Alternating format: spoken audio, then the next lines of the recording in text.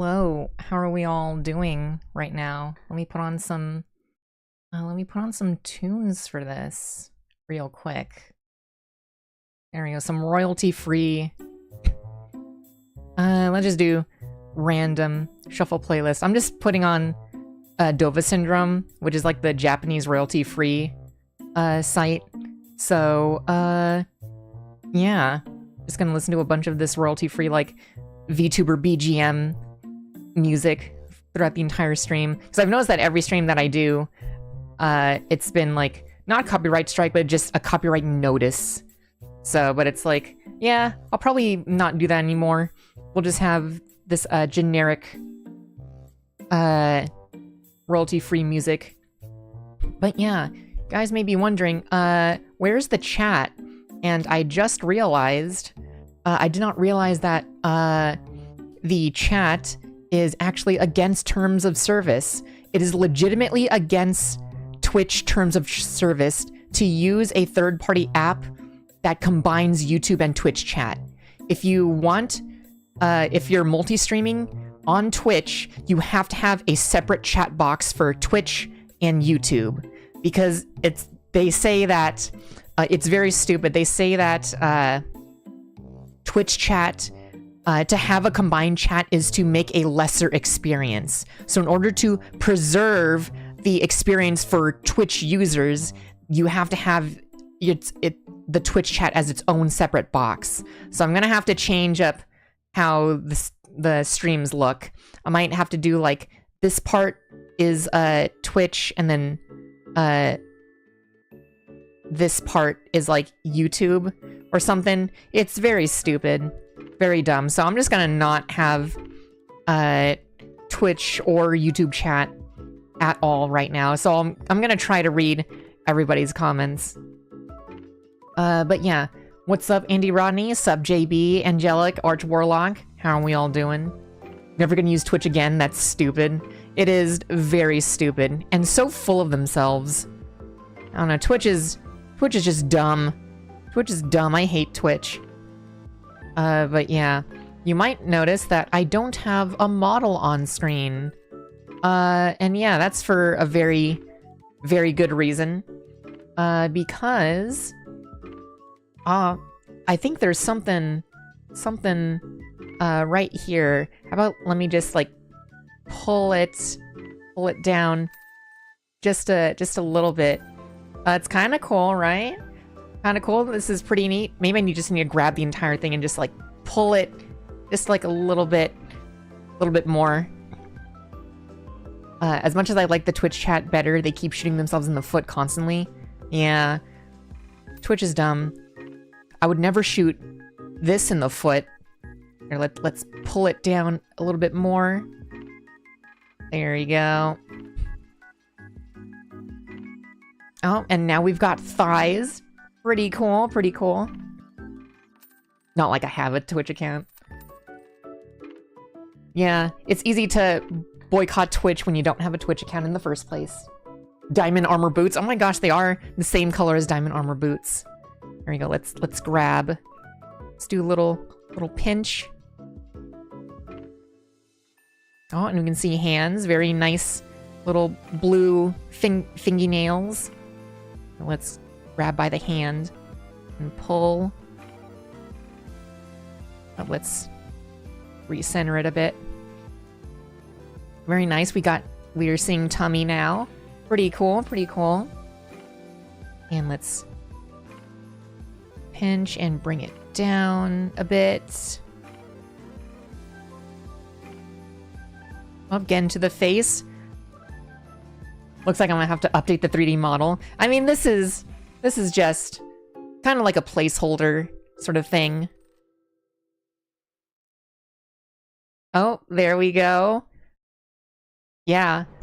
Let me... Oh, why is my mouth consistently opening? Okay. But yeah, this is, I guess, the human organicified version of my robot self. I don't know. I just wanted to try something different. As you can see, there's still a bit more coloring I need to do here. The skin around my eyes is a bit reddish and I need to make it gray. But, yeah. Yeah, it's not my human self, it's my organic self. Clear difference. Very clear difference between the two. But yeah. Well, this is sounding like some, like, N64, kind of music. This sounds like Glover. But yeah. I just wanted to try out, because this is actually a model made by, AkiZone on Twitter. You can buy it on, like, VGen and, Coffee and stuff. And it's just one of those customizable models. And, because it only cost me, like, 140 bucks to get one of these. And I just wanted to try it out. Because it sure beats... Paying 140 bucks sure beats paying 1,000 bucks for, like, a committed model. So yeah, just wanted to try this out. And perfect, I can just put myself right over here and cover the entire chat. You can have, like, my booba over there. I wish I could make the booba smaller, because it's not accurate being this size. Like an episode of a cartoon where they become human. It's like, yeah, it's like that episode of Billy and Mandy where Grimm becomes human. And he's white for some reason. Do you guys actually know the reason why Grimm is white in that episode? I'm gonna munch on my pumpkin seeds. Like when Jenny Wakeman got her skin. That is true, yeah. Yeah, Jenny XJ9 from My Life as a Teenage Robot.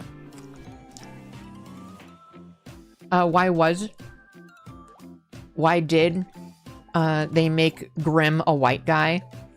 That's because the whole concept of the show is that two kids own Grimm, two white kids, and the creator, Maxwell Adams, thought it probably wouldn't be the best idea to have a show where two white kids own a black guy. So they decided to make Grimm a white guy instead. And you know what? Good on them. Good on them for that decision. That was excellent foresight. But yeah, the more you know. That's weird. Two shows in the mid-2000s I had like a non-human, like skinified episode.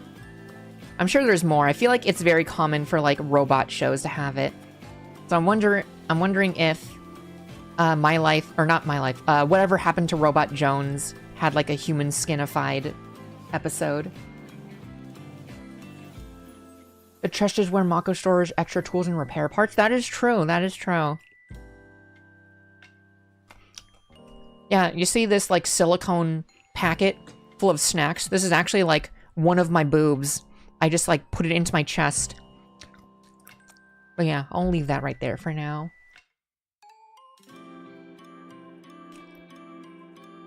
Oh, now you guys can see every time I'm munching on stuff. But yeah, I'll move Gold Ship out of the way. Oh, you might not notice, but the camera is actually a little bit better than last time. Last time I was using a 720p camera, but now I'm using a 1080p camera as my hand cam camera.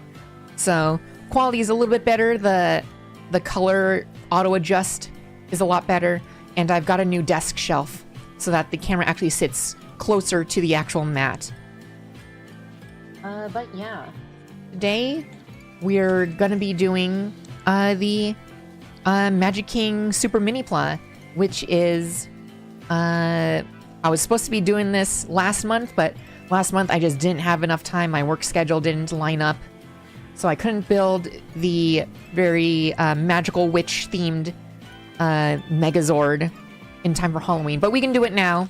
We'll just pretend that Magiking's hat, or the Mystic Force Megazord's magic hat, is a pilgrim's hat. And it looks like they want us to start with Magitaurus, which is the Green Ranger's one. I don't recall which one is... this? No, this one's Blue Ranger. I think the Green Ranger one I have here is in like multiple parts. Because it is the largest one. No, I think this is...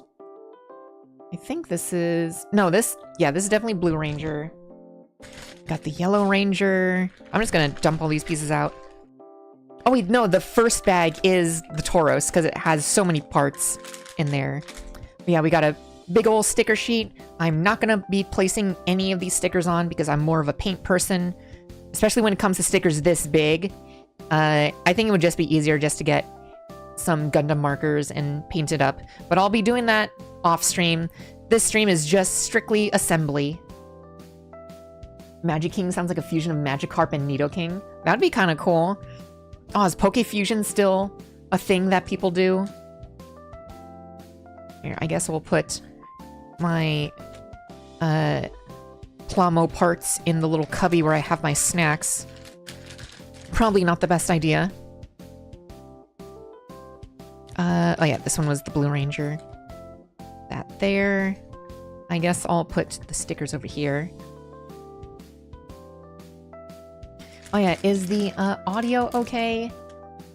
Ed from Ed, Edd n Eddy did the opposite where he became a monster. Honestly, that episode, like, activated something in me.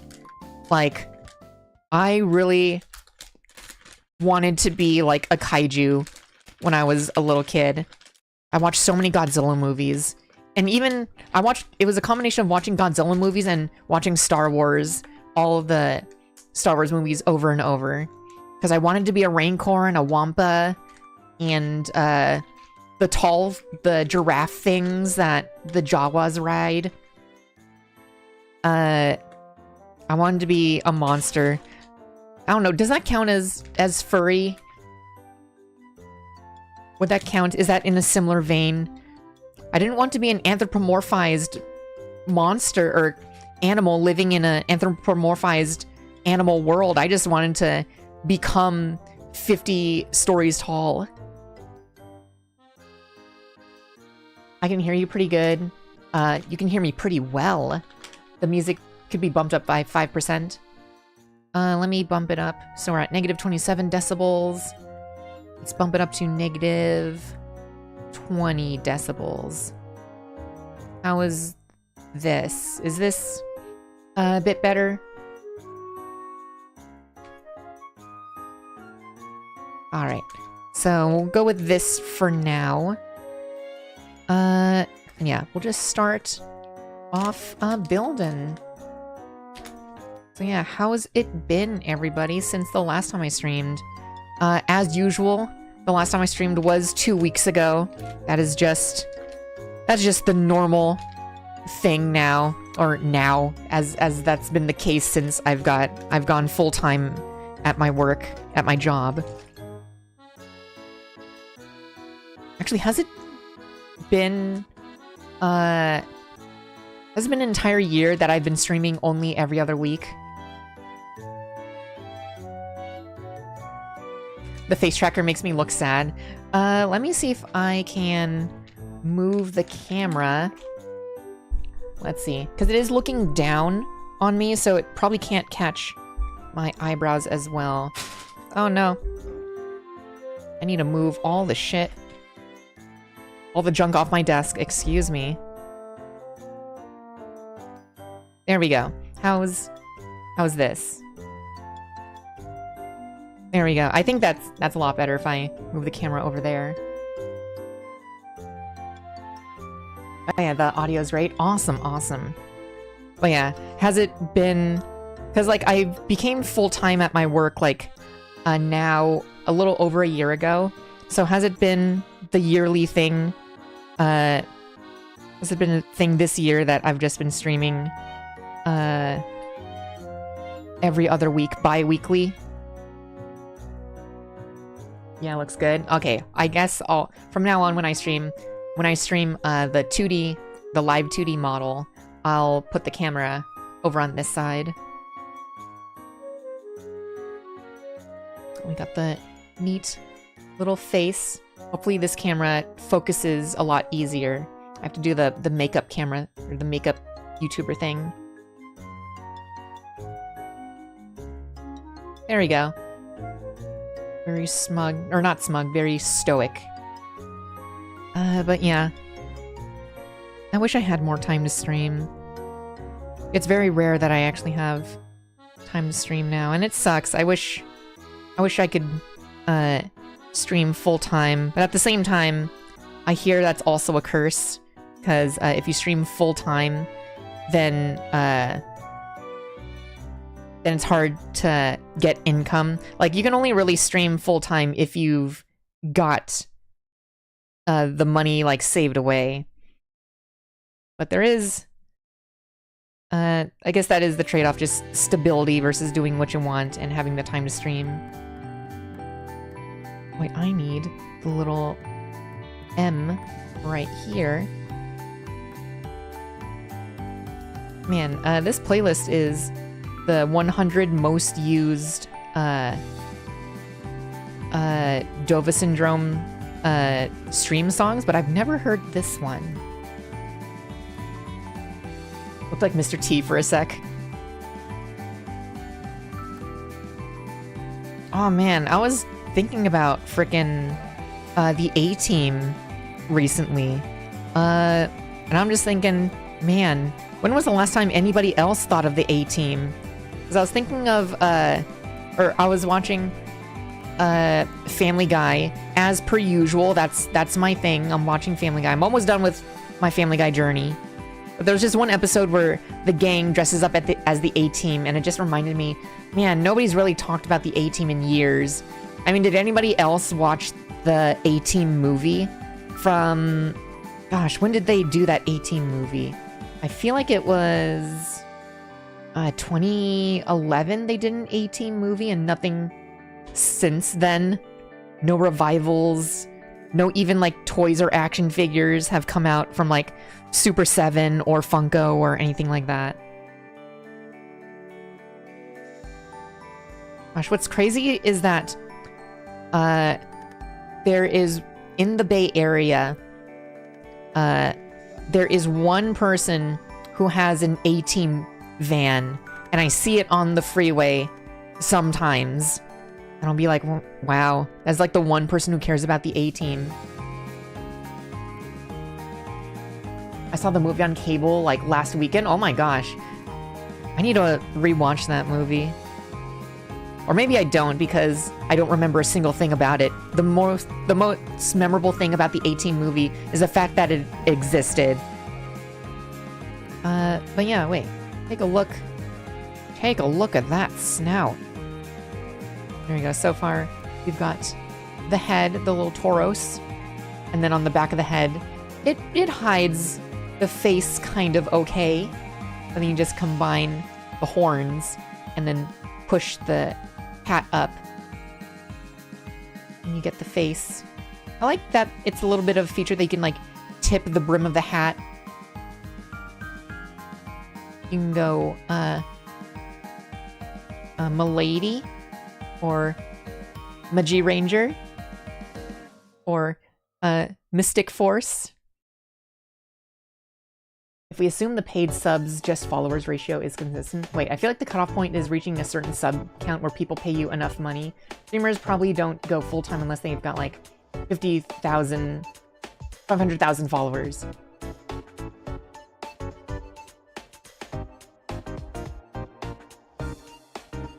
Wait, I feel like I need to reread that. Oh, this song's a little bit loud. Let me lower it down a bit. I feel like the cutoff point is reaching a certain sub count where people pay enough money. Streamers probably don't go full-time unless they have like 50,000. Oh yeah, definitely. Yeah, full-time streamers, you have to have like a lot of like a major following.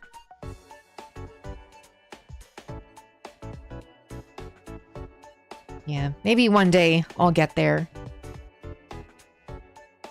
Alright, so moving on to the body. I've put the limbs, and I think this is right side and left side, so I think we're gonna have to just dump out the bag and put it on each side. Yeah, hopefully one day I'll get to that point in streaming where I can be full-time and be freed. Well, then again, I feel like I can stream more once I get my own place. Once I move out of this accursed spaceship that I live with my family in. Gosh dang. Wait, what's...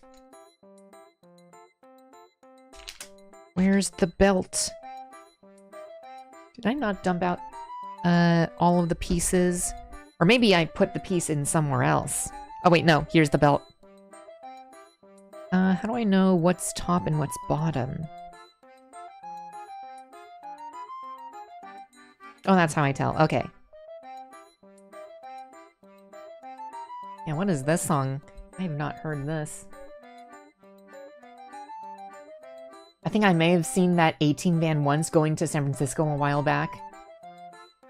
Yeah, I think I mostly see it in like the San Jose area. I guess it makes sense. In the San Jose area, the Silicon Valley, that's where you have people who have enough spare cash to be making cars like that. Oh, I need to put this front chest piece on. And then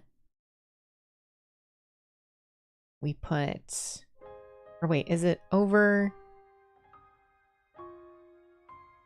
Okay, so we do it like this. Okay, yeah. Oh no. Looks like that connection is tighter than I thought, and the neck connection isn't as tight as one would expect. Alright, so I guess if you're gonna move the head, you're gonna want to push this panel, then it goes back.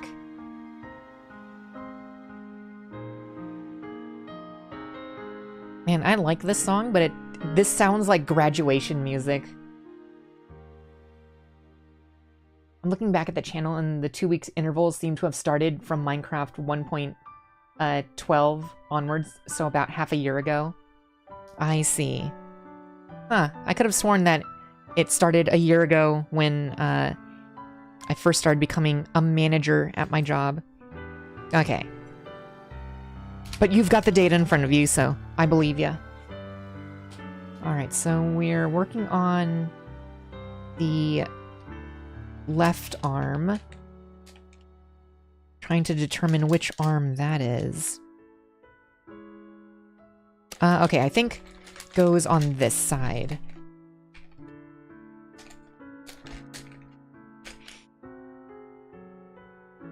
I swear to gosh, no pieces, or pieces better not fall off of my desk. Okay. Now I've got these piles. Let's start a building. I guess we can build them side by side because they're just mirrored parts. So I guess we can take the shoulder pieces. It's always strange seeing parts like Zords of a certain color, and they've got different colors meant for like other Zords. Like these parts, like this is the green Zord, and yet it has the red parts. Guess we should be putting this in Tauros mode. Alright. Now the hard part is trying to figure out where everything goes based on just how that looks. Right, I know this piece. I don't know what this piece is for. Oh, that is a very tight fit. There we go.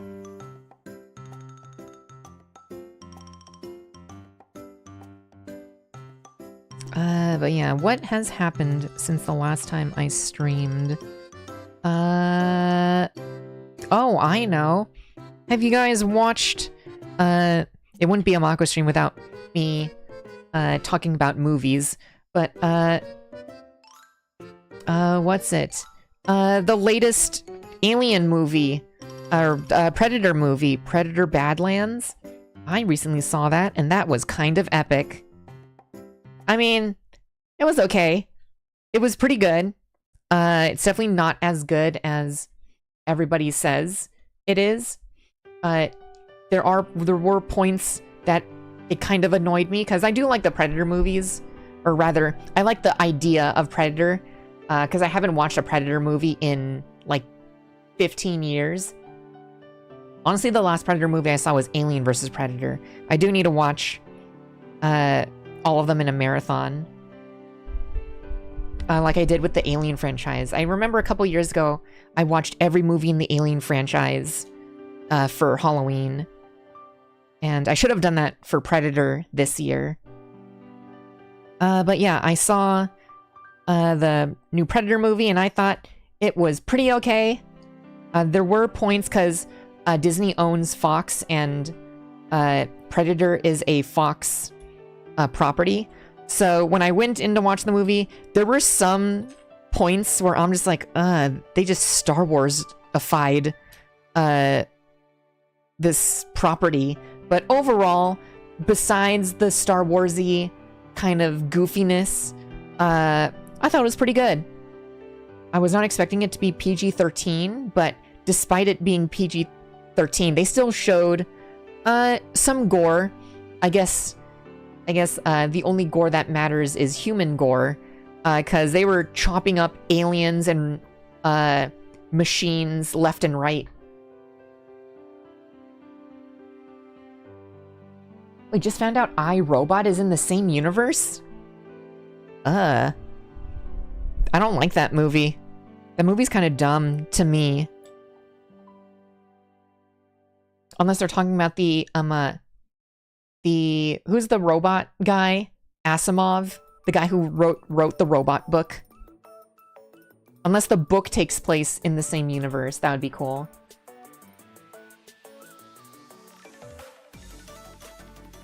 Yeah, I, Robot is a goofy movie. Gosh, I can't remember what reviewer really nailed in how goofy that movie was. I think it was Pointless Hub who did that.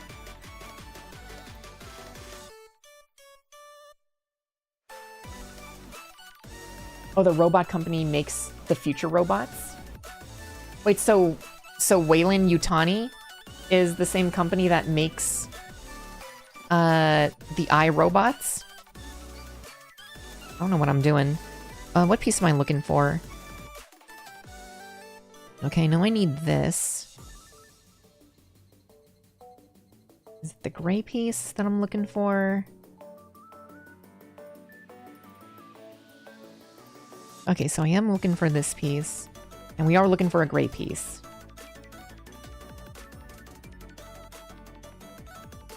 Is this the one? No. Oh wait, here's the one. Yeah, same one. I'm just wondering if it's canonically in the same universe, or if that's like an Easter egg or something. Because I've seen plenty of alien lore videos, and they never mention Weyland Yutani, or they never mention, what's it? iRobot. I'm just gonna assume it's Easter egg stuff. Just like I think in the new Predator movie, they show that the alien, or the Predator, has a trophy skull, and I'm pretty sure one of the trophy skulls is the aliens from Independence Day. I could have sworn it's the same one. Oh, the bot that saves Will Smith's character has the same logo. Interesting. That is very interesting. Let me actually look that up. Does anybody remember what the robot's name was in iRobot? Let me see. Let me just type in iRobot Weyland.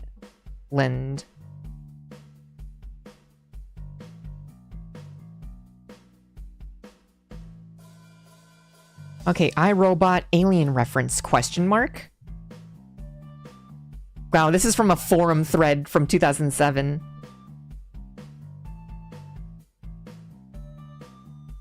I was watching iRobot the other day. Something caught my eye during the flashback scene where Will Smith's character is being saved from a car accident by a robot. It looked like the robot had the Weyland Yutani logo on it. I rewound and paused it, and it looked exactly like the logo for WY.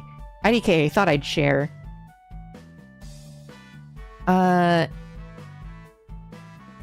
Jesus, this thread, this is peak internet thread. So they spelled iRobot like lowercase I, capital R, robot, and then the entire thing is like, the entire thread goes, it's capital I, comma, space, capital R, robot, you corporate shill. Because I, robot, because Apple and stuff. So, and then there's discourse about corporatism and Apple and all that stuff in the comments. Great. Don't you love internet discourse back in the day? Not even answering the question.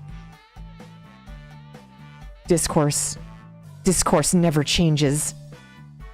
But yeah, I guess it looks like the same logo. Okay. Which direction? Okay, so I think let's go put it in like this. And then combine that. Okay, I think, yeah, that should be the correct position. I'm gonna assume this... Oh yeah, this slides up and down. Okay. Awesome.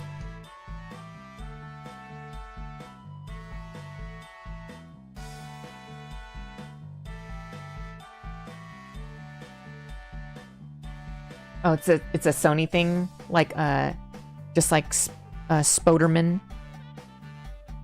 Oh, did I push it? Oh no, I pushed it in. I need to somehow bring the arm back down. Okay, so now we do the biceps now. Okay, and that'll bring the arm down. Excellent. There's this piece. But yeah, Predator was pretty cool. I can't wait to see what else they do with the Predator universe now that it's officially linked to the Alien franchise. Because the Alien vs. Predator movies, like Alien and Predator are two separate franchises, but the Alien vs. Predator movies combined them just for a crossover event. Because in the Alien universe, it doesn't make sense that the aliens and the Predators fight on Earth or have like an Earth temple or anything like that. It doesn't make sense canonically in the greater Alien timeline. So it's cool that now it's canonical that Alien and Predator are in the same universe. Pretty cool stuff. I hope the next Alien vs. Predator movie is like really cool. Because I love the Alien vs. Predator movies, but I can recognize that I watched those when I was a Wii calculator, and they were not good or well received. They were very goofy movies. But hopefully the next one is like a serious sort of film.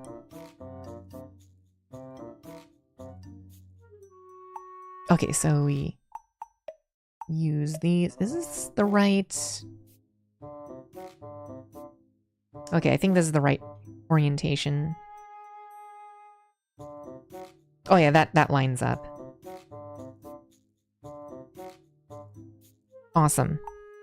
There's that. Putting these together. At least they weren't extremely goofy movies. Man, I need to rewatch the Goofy movies. I literally have not watched them since they were on VHS. And I feel like I would appreciate them more now that I'm an adult. Are these... Is that it? Do I just... Yeah, okay. I guess that's it for the biceps.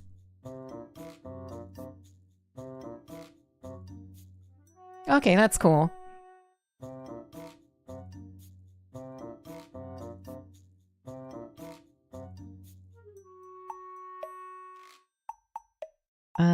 But yeah. I will say though, the Predator in this movie was not as hot as other Predators in the previous movies. I think this newest one doesn't look as cool, and I wish they made him look a bit more attractive. At least his older brother was kind of hot. You want to know why Predator is so popular with women? Because the alien, literally just because of the alien design. And can you blame us? Is this supposed to go in a certain way?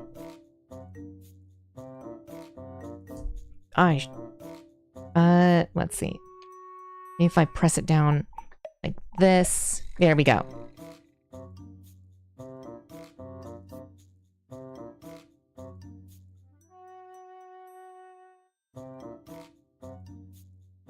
There we go. Wasn't he supposed to be younger, doing his first kill or something? Yeah, so pretty much the movie is, he's like a juvenile predator. And yeah, it's his very first time hunting creatures and stuff like that. Which is a neat aspect. Alien culture has never really been explored in depth, except for in Alien vs. Predator, weirdly enough. Or at least as far as I'm aware of. But yeah, so to see the movie have the Predator as a main character and see all the different aspects of the culture being displayed and stuff, it was pretty cool. Pretty neat. Although we don't get to see... we get to see, like, the alien, or the Predator home planet. We don't see any, hot women. We don't see any women at all. Any, Predator women. And I'm just like, that is a missed opportunity. I hope they do that in, like, the next film. The girlies out here, we're having fun with, aliens and stuff. But, the guys gotta have some fun, too. Gotta look at some alien badonkadonks.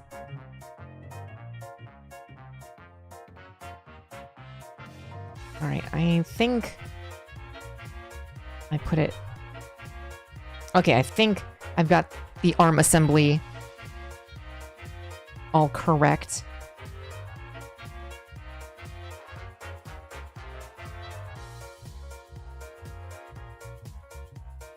Alright. That's all there. Then we combine the arm piece. Okay, now, wow, we've got a double hinge for the shoulders. I think I read somewhere about the woman, like they have separate tribe where they stay away until mating season. I see. It must be like a comic thing. That does sound pretty cool. I hope we get to see that eventually. In fact, I don't even know what a female... I'm pretty sure they've shown female predators in the Dark Horse comics. But I want to see what they look like. Let's see. Oh, this is starting on the other arm. So now we can expand the instructions. Let's see, I think we just... Yeah, we just put it... Snap it in. Nice, okay. Oh, cool, okay. So... Do I push the arms in?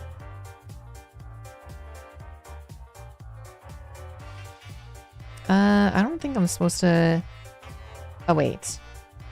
Yeah, push the arms in like this, collapse, and then collapse the body. Okay, and this makes the backpack, essentially.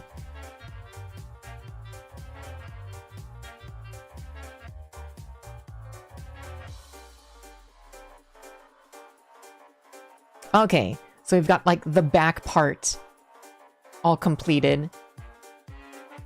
Alright, we're getting there. We're getting there. Alright, so now we move on to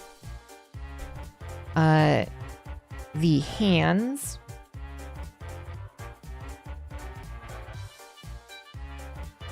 Let's see, so we get...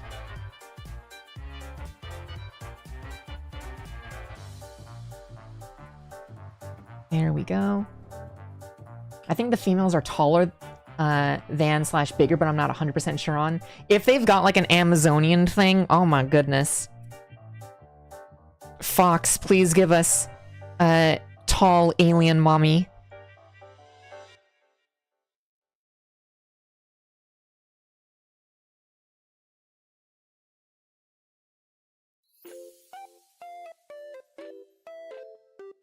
Oh my gosh, and if they have an Alien vs. Predator movie, and they have, the alien queen versus the predator queen, oh my gosh.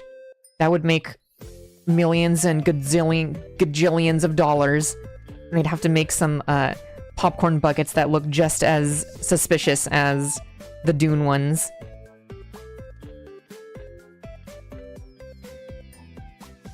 Is there a specific direction? Oh, yeah. And we put this one. Okay, so that's the forearm.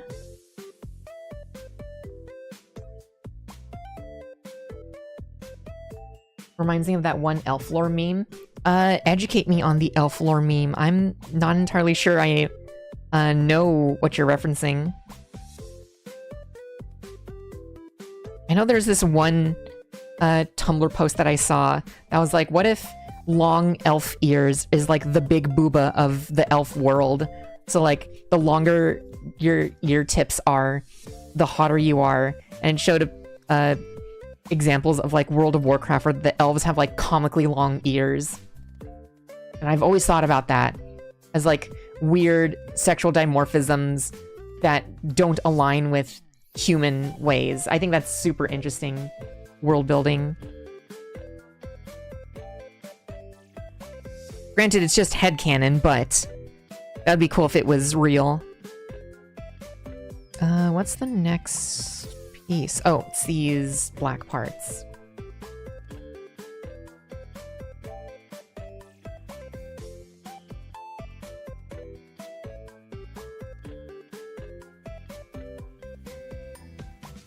There we go.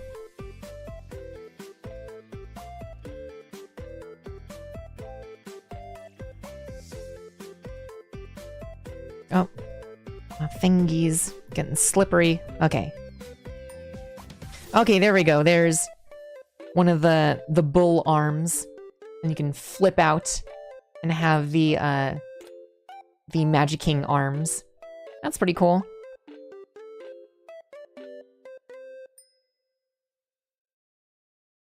And let's do the same for the other side. I feel like that could be more of a goblin thing than an elf's. I think it could work for both.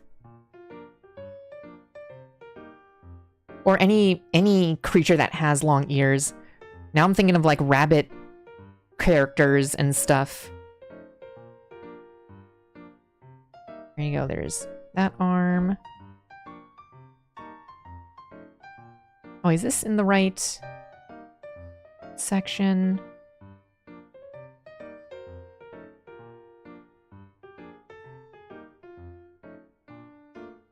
Yeah, does this go in the right spot? Let's see if we can form the arm.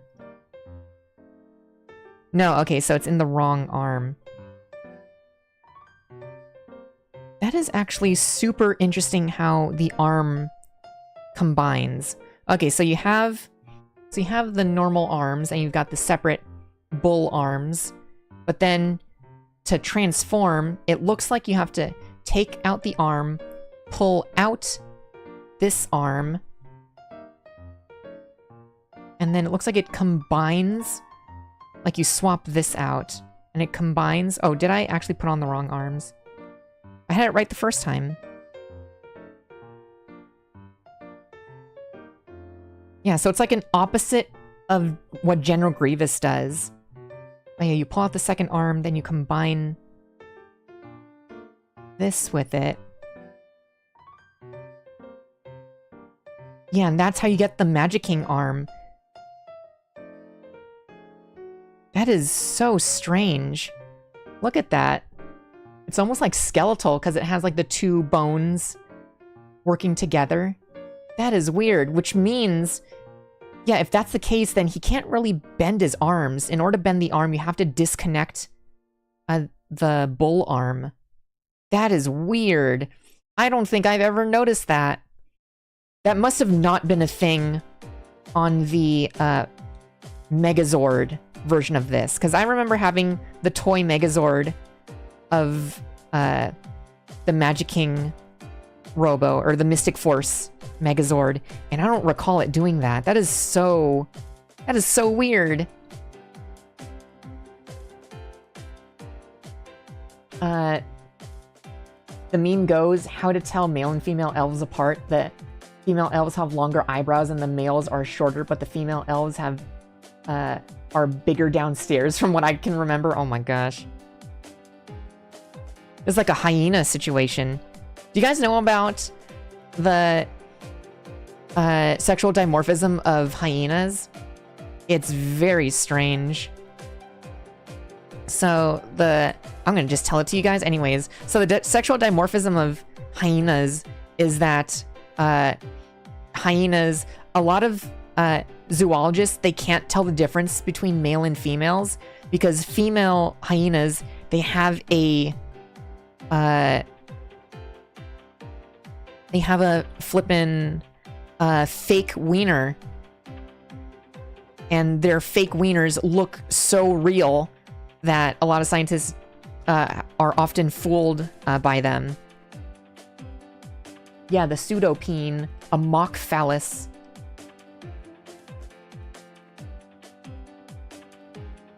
But yeah, I remember there was a news, there was like a news story.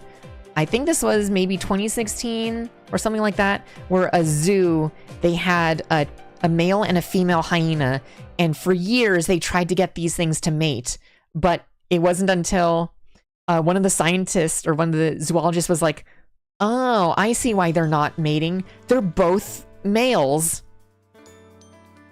Or, not both males. They're both females.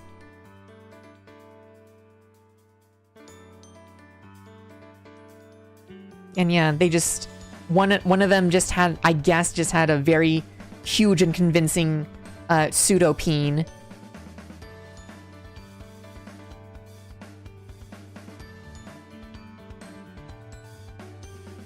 Yo, watching from Zen server. Ooh, nice, nice. How's it going?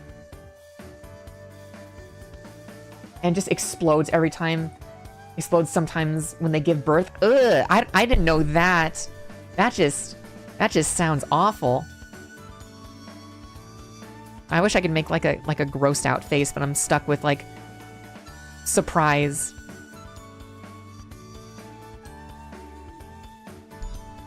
What the fuck did I just come into? We're talking about the sexual dimorphism of hyenas.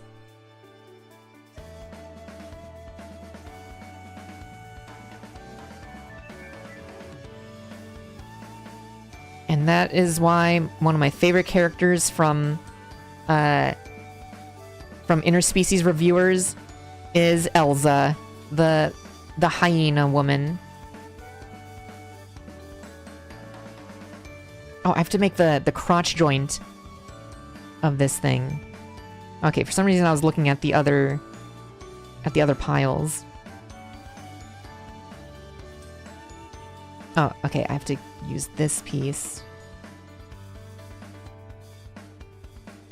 I'll say, like the Minotaur Titan. Yeah, so far this is the only thing that we've built. But yeah, this is surprisingly taking a lot longer than I thought. I feel like a lot of build streams are kind of like that. It's funny, if this build stream was like too short, then I actually have 2 model kits that I would want to build. But it looks like we'll save those model kits for a different time, maybe? We'll see. Right, there we go. Now I guess this is... we're making a butt flap.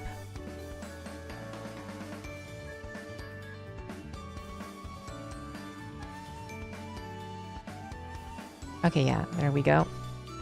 Got the butt flap. And, okay, we have to make another sort of hinge.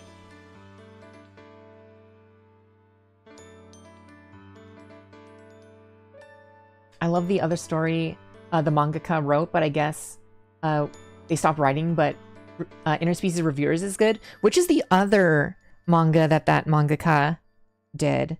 Because I have no idea what that one is. I didn't realize they made another thing.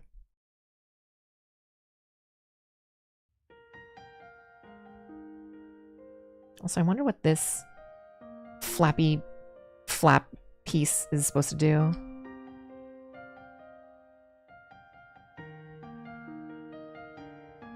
There we go.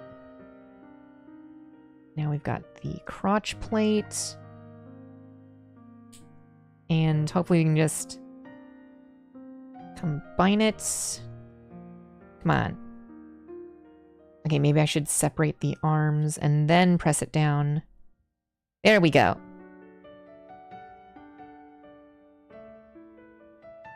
There we go. It's looking pretty cool so far. Just need the legs and the weapon, but the weapon's super easy. I'm just snap it in. There we go. We can have him hold his weapon.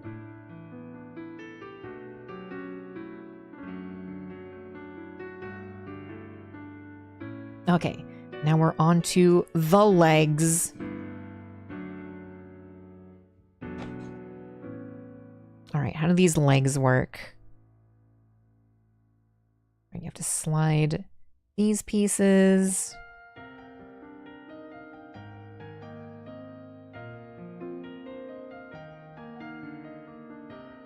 The main character goes to an alternate reality where the gender roles are reversed. And there's a B-side story where the girl from his class also ends up there. Interesting. I do like gender swap stories. Those are always very fun.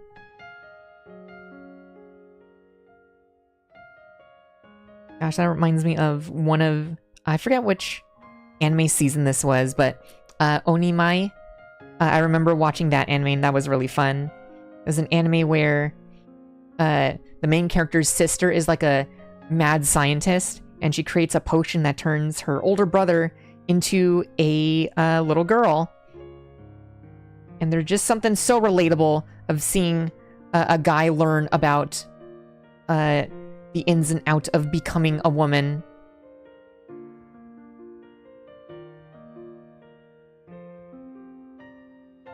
Okay, I don't know which piece goes where.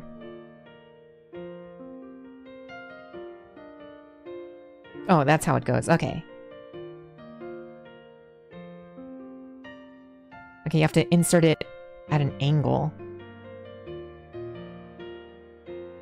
Gosh, this feels like I'm putting on the little plastic nails that you like glue on. But I don't do that because I always fear of them snapping off. And I'm just like, that's just a waste of money.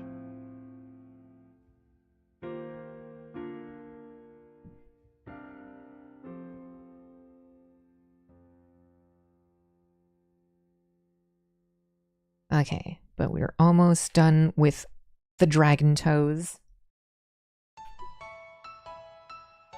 I definitely have a hard time transitioning if I suddenly turned into a woman. What would be the first thing you guys would do?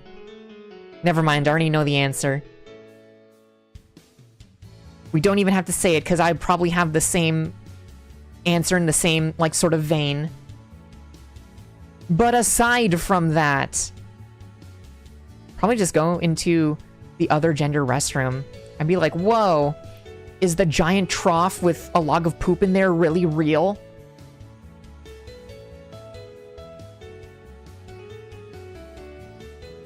Is that still a thing? Men's restrooms with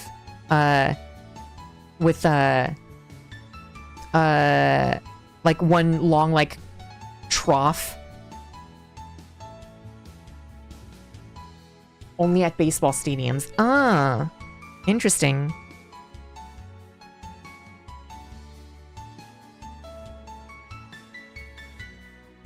Oh, that's weird. The foot doesn't... It's like a little bit wobbly. Maybe that's on purpose? Huh, weird.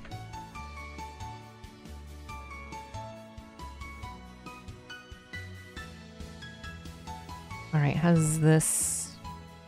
How'd I literally just do this? Okay. And then from here... Oh, we did not put in... We did not make the thighs yet. We just jumped straight into the feet. What am I? Am I Suafro? Oh, if only he were here.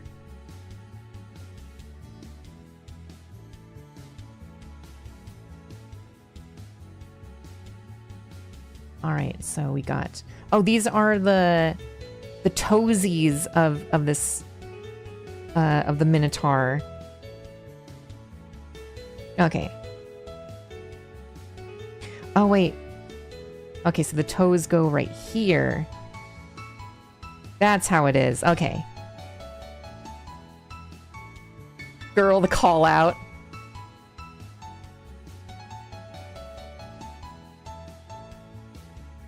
I mean, have you seen their art? I just say it like I sees it.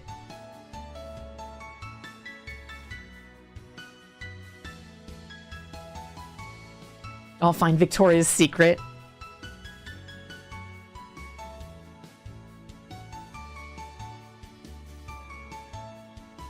Alright, then we put these ones here. Oh, we put this. Okay, yeah, that's how it is. Then we put this there. Okay, and then that's how it goes.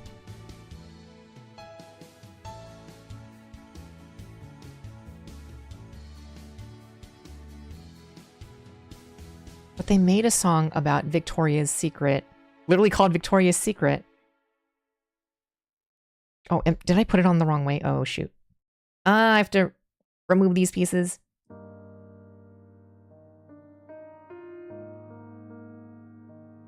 Yeah, okay, this has to go. It's a pretty good song. I know Victoria's Secret. Girl, you wouldn't believe. She's an old man who lives in Ohio, making money off of girls like me. I wish I could sing. I can't sing for shit. Wonder you ever watch Ninjago? Ninjago is the Lego property that separates me from all the younger kids. I never watched a single thing of Ninjago. I don't think I've ever owned, as much as a Lego fan as I am, I don't think I've ever owned a Ninjago Lego set either. Like, there's a very clear divide in the Lego fandom, whether you grew up with Bionicle or you grew up with Ninjago. And even though I didn't really interact with Bionicle that much, I am definitely in the Bionicle camp.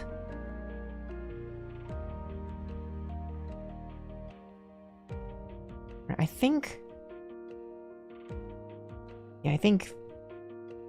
I've got it assembled correctly. The knees are kind of backwards in this form. They're adding Ninjago to Fortnite. I mean, I'll play it. I want to see what the human designs look like, unless the fork knife designs are only gonna be sticking to what's it? The Lego Battle Pass. I am very curious about the Lego Battle Pass. So I'll play Fortnite when they have the Lego Battle Pass. But yeah, for this month, I think I'm completely skipping out on the Simpsons Battle Pass.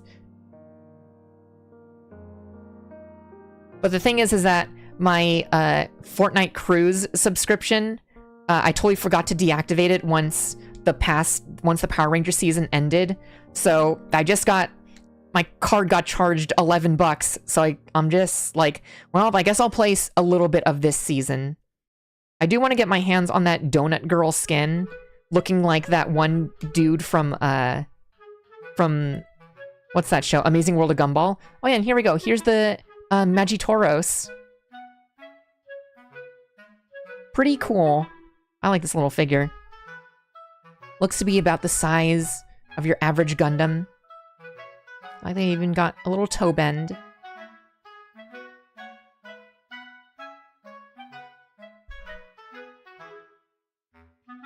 Wish Bionicle will return back. I do too. But I've just come to the idea that it'll just, you just have to be okay with it never coming back. The one thing at the very least, I don't want it to make a full comeback. I just want LEGO to acknowledge it with like one adult LEGO set. Because you know they have all the black box sets. I wish they would make one black box Bionicle set, a modern black box Bionicle set. That's all I want. Even if it's like what I'd want. Have you ever seen those LEGO brick built helmets, like Django's helmet or like an AT pilot helmet or Boba Fett's helmet? It's like I want one of those helmet busts, but as a Bionicle head. Doesn't matter who it is, I just want a Bionicle head in that style. And that would, I would never ask for another Bionicle thing ever after that.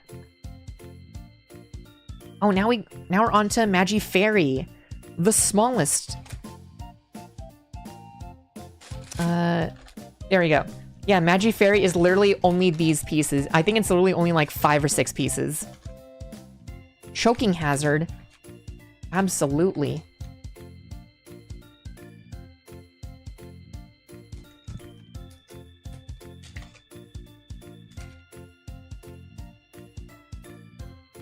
Honestly, I don't even think I need the instructions to build this. I think I already know how to put this together.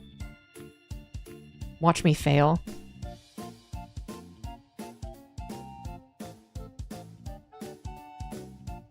There we go. And then...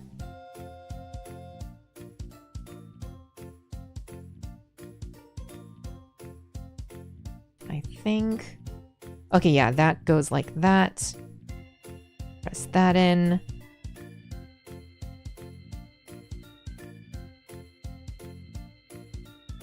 Come on. Let me snap in these legs. Gosh dang it. There we go.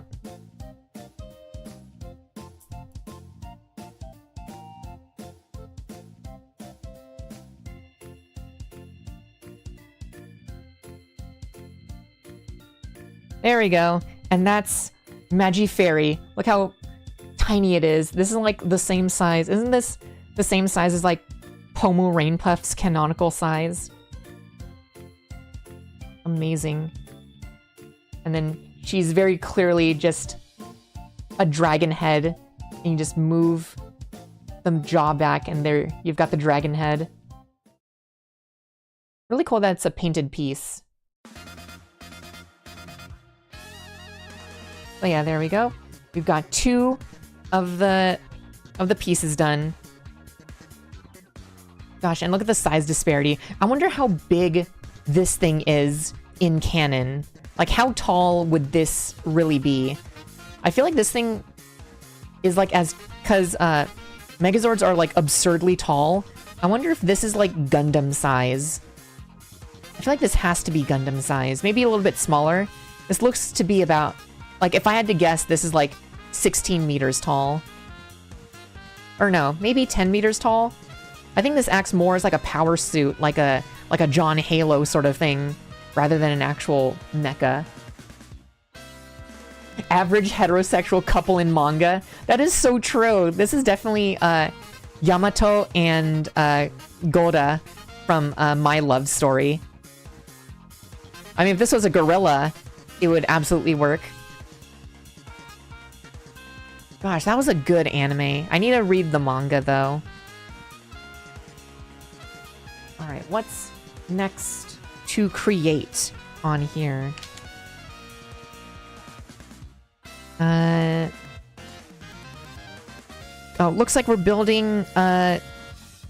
the Magi Mermaid. That's what we're building.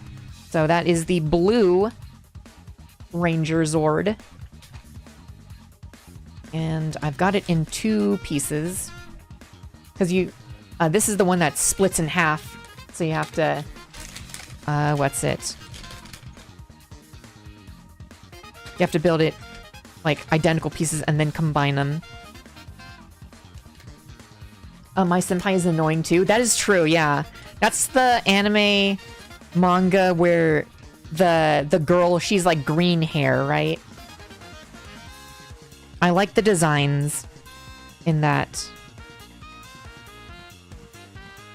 Let's see, I think... Yeah, that's how the sword goes. Oh yeah, and then we've got the option hands for Magiking. We have these like open hands, and that we've got these like little like 2 hands. You know, they're meant to simulate the motion of you know, when you're working at a bank and somebody robs you. You press the button underneath the desk that alerts the police. That's definitely what this finger is for. That's the exact motion that you would use, right? Yeah, just this motion, 2 fingers pressing that button. Yeah, we'll put those off to the side. And let's see, which part? Okay, so it goes this way.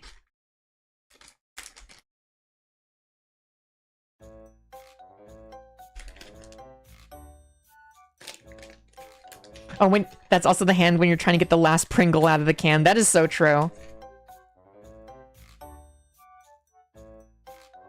Man, I haven't eaten a Pringle in quite a long time. Gosh, I remember for a limited time they had a Pringle that was, what's it? It was sweet potato flavored, and that was my favorite. I'm not sure if they still make those anymore. I mean, they weren't impossible to find that long ago. I'm pretty sure the last time I had it was like last year. Maybe it's discontinuing, maybe not. I haven't even bothered to check. It's just buying American snacks right now is not the smartest thing to do. They are way too pricey. What am I looking at right now? I need to go look at this again real quick.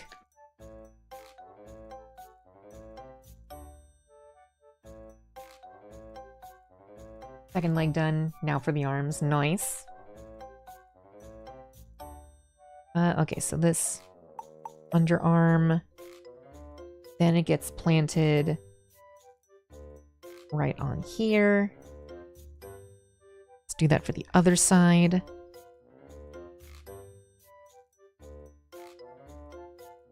Ooh, and it's on a very nice printed piece. Okay, so now, yeah, we combine these together. Put these in here. That is not a very tight connection. Maybe it's supposed to come apart easy like that. There we go. It's a bit harder to snap together on this one.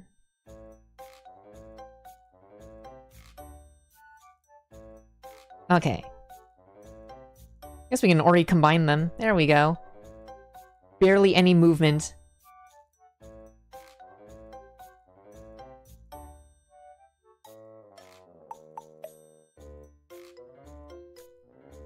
Okay, let's just separate these for now. What's the next piece? Okay, this one's a bit more complicated looking. Let's put these big armor pieces off to the side.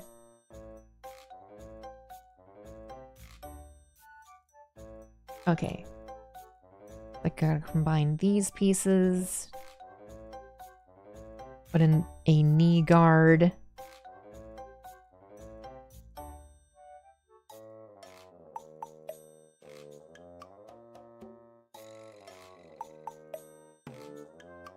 Okay. Oh, come on. There we go. Alright, now that we've got that there, I think we do the shoulder pieces.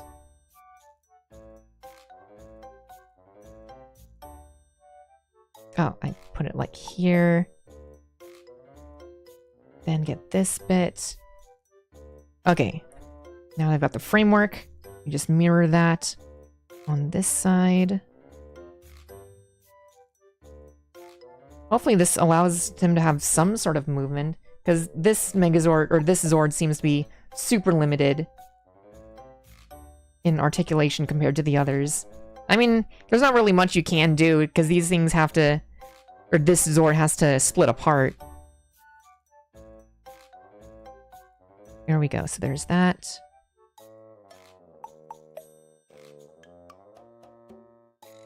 Right, then we get this, put that...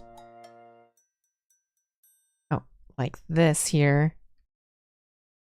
Place that in for the toe. Combine. Now we've got the ankle and foot. There we go. Now we've got the ankle piece.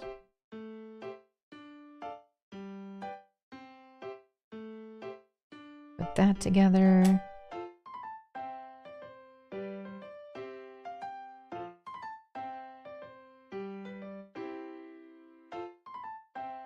There we go. I don't know how these are supposed to connect, though. Okay, now we combine these parts. Here's that.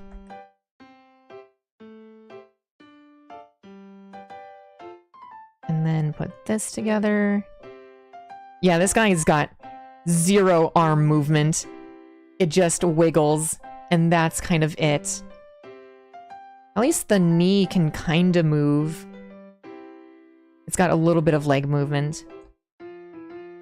Right, and this one's got the extra step. We have to put the head in.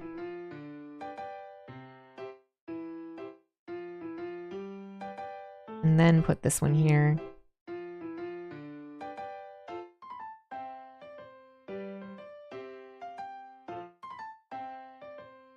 There we go. Wow, he is horribly hollow on the inside as well. And we just combine them up. There you go. And that's Magi Mermaid.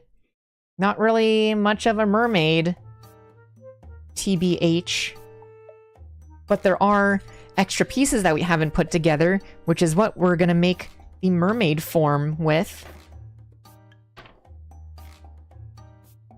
Yeah, it's a little bit of parts forming, but that's fine. Alright, now how to make the mermaid tail.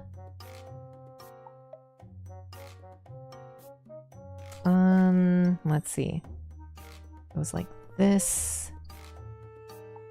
Actually, I don't think this is even the... What's it? What even is this?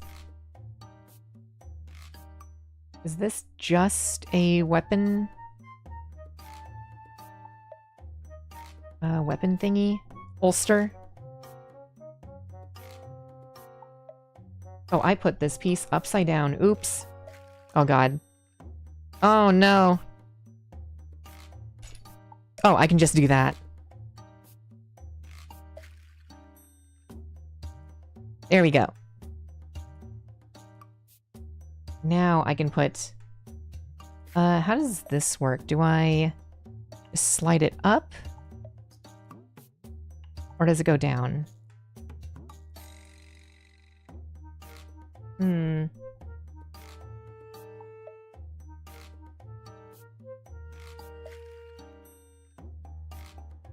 How is this? I wonder how this is...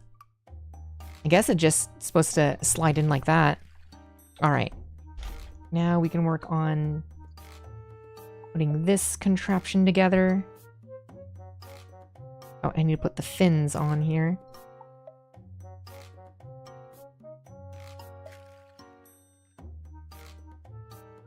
And then from here, let's combine this fishy tail. There we go. So that's the actual mermaid tail. Does it say how to combine it? Does. Okay, so we turn the legs, collapse the feet. Okay, and then we put these together.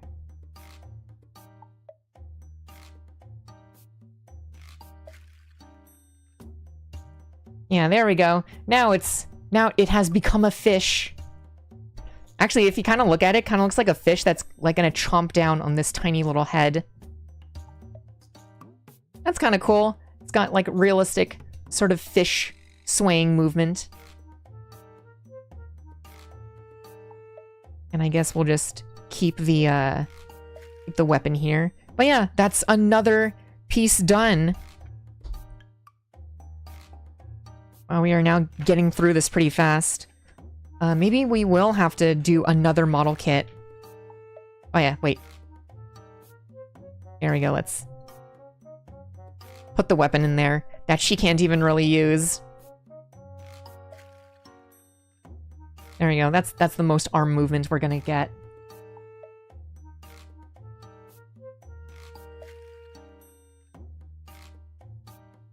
Oh, hi gang. Oh, new model? Yeah, new model. Sorry, I didn't see you drop by, Ignis the Red. But yeah, just testing out this, this model, see how I like it. I think it's going pretty well. It does make me want to get a full-on, legit model. Maybe this was a bad idea. It's a slippery slope. Having a taste of a real model now, I just want a real model for my own. But I'll do that if I ever get the chance to do my full-blown model redesign. If I ever get around to that. I barely have enough time to stream. You think I've got enough time to draw?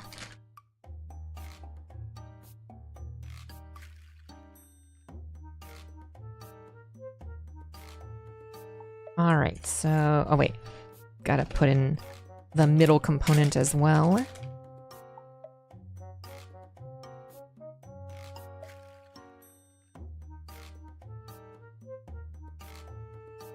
Okay, so now we are... gotta move onto the feet. How do we achieve this? Oh, okay. Yeah, you have to do this weird sort of... yeah, this whole thing. That in there. Alright, so that gives you forward and back and an ankle rock. Oh, did I not cut that piece off? Do I have a hobby knife? I do have a hobby knife. Stream yourself drawing, of course. True, true. Also, hello. Welcome to the stream. There we go. All right, here it is, folks. Do I cut myself on the stream? Let's see. This is like the perfect music of like me messing up.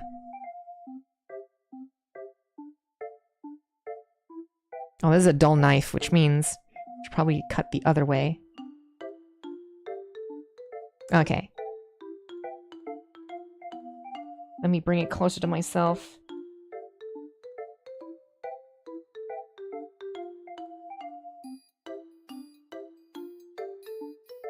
Okay, there we go. That's good enough. It's not a good seam removal or nub removal, but it's good enough. Just put my knife back into my Hatsune Miku case. Kind of see Miku's design there. Ah, okay. I just stabbed my thumb trying to put this back inside. Okay, it's not bleeding, thank God.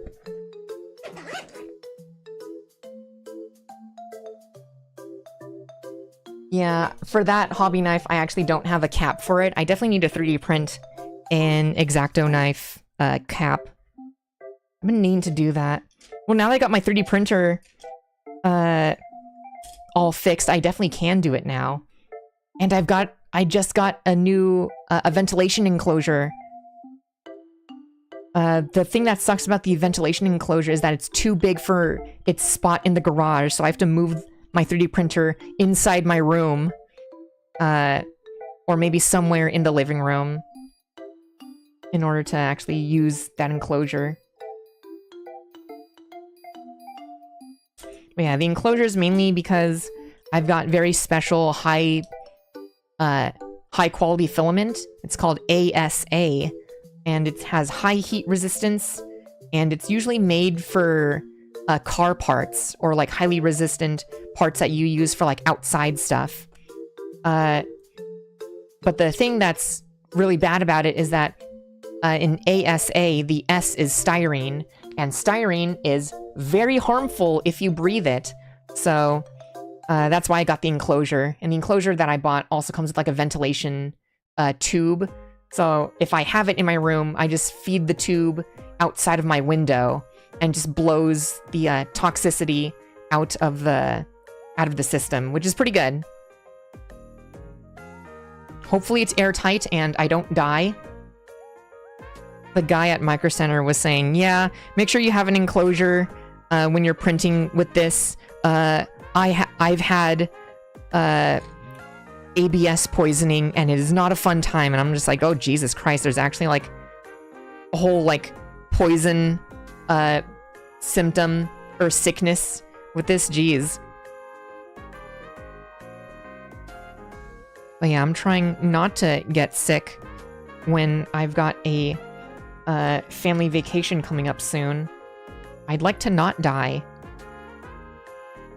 If only my robotic air filters could filter out styrene. I should probably get one of those gas masks as well. I'm not sure if the gas mask filters I have are good for chemicals or just particles, because I feel like every Californian at some point has had the like gas masks that have like the cartridges on the side. Because I remember in 2018, I think that's when it was, maybe 2019, no, maybe 2018 or 2017, I forget which fires it was, but the San Francisco Bay Area had like really huge fires. And I remember waking up one day and it was just orange outside. Like the fire wasn't near me, but the fire, the ash in the air blotted out the sun. So everything was just orange. It was very, very scary. Kind of cool though. Kind of felt like a Stranger Things episode. A show in which I've still never watched. Yeah, it's gonna clog up my gears. Okay, so let's see. Here. Why do I have some pieces that are supposed to be in here? Okay.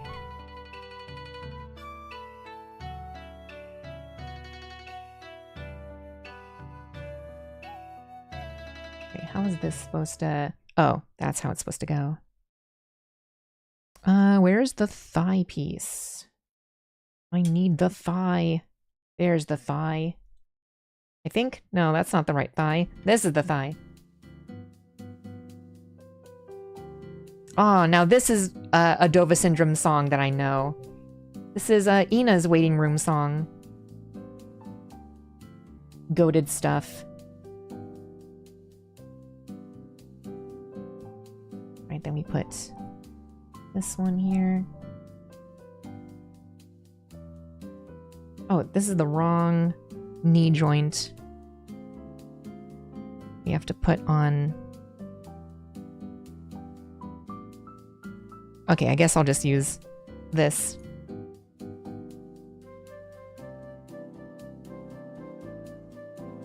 There we go. Works just as well.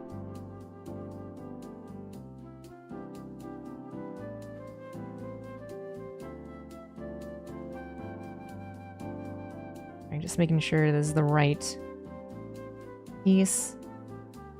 I think so.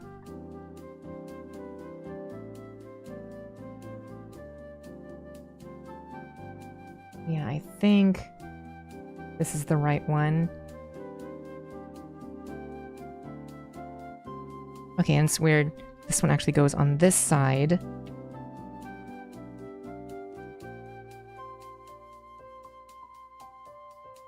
Is this one also split down the middle?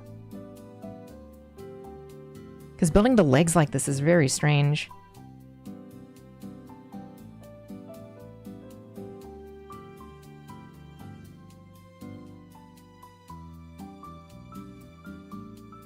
Okay, I think...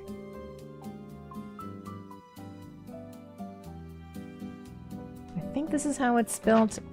Do my eyes deceive me?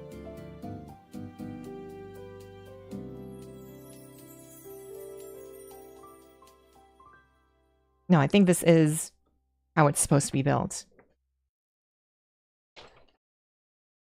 Okay. Now we combine the leg areas. Geez, what is this? This sounds like some JRPG music. This is something I'd hear in Tales of Exilia.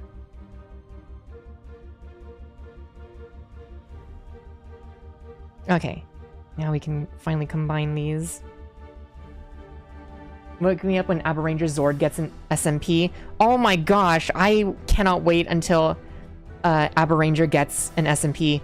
But also, I think, honestly, the main thing I'm waiting for... I mean, I love the Q-Rex, and I'm glad that's becoming an SMP model kit. But Hurricaneger, aka Power Rangers Ninja Storm. When Ninja Storm comes out, because it's not a factor of if, it's when. When Ninja Storm Megazord comes out, you know I'm buying the entire set. I have to get all of them. Because what's funny about Ninja Storm is that my entire family actually loved Ninja Storm. My parents were really into Cameron, who is... no, my mom really liked Cameron. She thought that his dad being a guinea pig was really funny. And then my dad really liked the Thunder Zords. So it was... that series, Ninja Storm, means a lot to me. So I want to have every single Megazord that's released for that Mini-Pla line. Okay, so now they've got the legs. Okay, now we work on the body. Ninja Storm is so peak. It is so good. Minecraft has ruined my understanding of what SMP is. Yeah, what's SMP in Minecraft terms? That's a survival... or no. Survival multiplayer, right? Because there's, like, Bounce SMP, Bounce on It Dio, and others. Okay, so it doesn't split in half. It just has very weird construction for the legs. And that is very strange. You can give it like a spread squat. Very strange. But interesting. I like it when robots don't have the standard build. I like it when they get a little bit weird, which you'll always get from Megazord designs. Okay. And now we've got these pieces.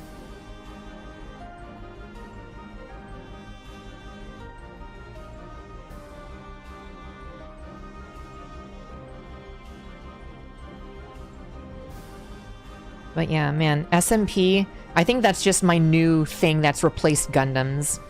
Because I think I'm kind of done, well, I wouldn't say done completely, but I'm just not really into Gundam models as much anymore. I'm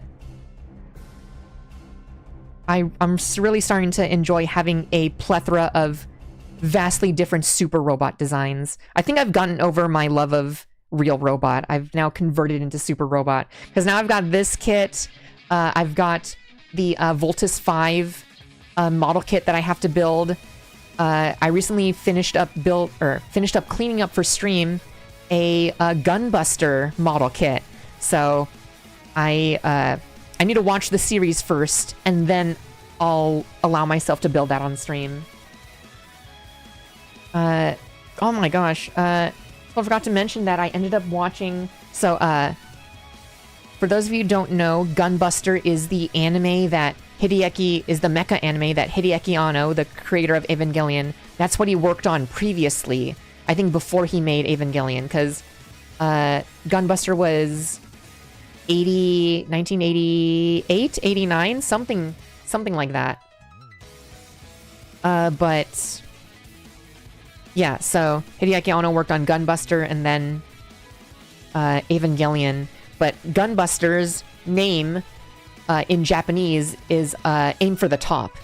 And the name Aim for the Top comes from the tennis manga Aim for the Ace and Top Gun. So Hideaki Anno was a fan of both. So I'm not going to read Aim for the Ace, but I went and watched Top Gun for the first time. And it's alright. It's an alright movie. I knew that Danger Zone was like a big thing in this movie. I was not prepared to hear Danger Zone play 5 different times in this movie. It's like, I get you like the song, but good lord, there's a limit to how much this can be playing. Come on, guys. Literally every time Tom Cruise gets inside of a plane, every time he gets inside of a jet fighter, they play frickin' Danger Zone, and it got so annoying so fast. I like to think that the studio got only enough money to license Danger Zone, and they're just like, screw it, we spent so much money on the license for this, we have to use it as much as we can. How'd you like the gay volleyball game? That scene, legitimately, I thought people were just like hamming it up how gay that scene is, but that scene adds nothing to the movie. There's literally no reason why they have to have that scene, and it's just like a couple minutes of them just playing volleyball with like the gayest frickin' song ever. One of life's simple joys is the boys. And they're all just like oiled up. God, that was amazing. I wonder how many fangirls in the 80s made yaoi fanfics of Goose and Maverick. God, also, how horrible this movie is. There's a character named Goose, and they made me like him. I can now say I like a goose, and that's horrible. I hate geese. There should never be a universe in which I like a goose. Unforgivable. Yeah, Kenny Loggins was just super popular back in the day. I see.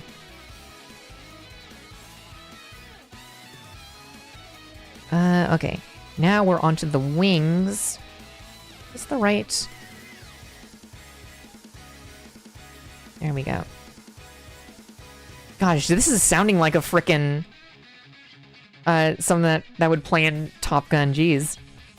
This music's kinda epic. Kinda frickin' epic. Okay, so it tells you not to push it in all the way. Give a little bit of space. What about Untitled Goose Game? I've still never played that. And legitimately, I've never even seen gameplay of Untitled Goose Game. Or, like, never sat down to watch a stream of it. I've seen just a goose with a knife in its a mouth, but I've never seen a gameplay in full of that game. I think it's one of those games. I think Untitled Goose Game is just, it's gonna be like Cyberpunk 2077. I know it's a fun game. I just don't think I'll ever find the motivation to actually care about it and play it. It's just gonna be one of those games. I thought Danger Zone was written for the movie. Oh, is that the case? That scenes is one of the reasons why Family Guy had the, you know why Tom Cruise runs in all of his movies, right? Joke. Also, Archer makes fun of Danger Zone because of Top Gun 2. Gosh, I remember that episode of Family Guy. You can't catch me, gay thoughts. Gosh, and that was before he went crazy. That was before he met, what's-her-face? Katie Holmes. That's her face.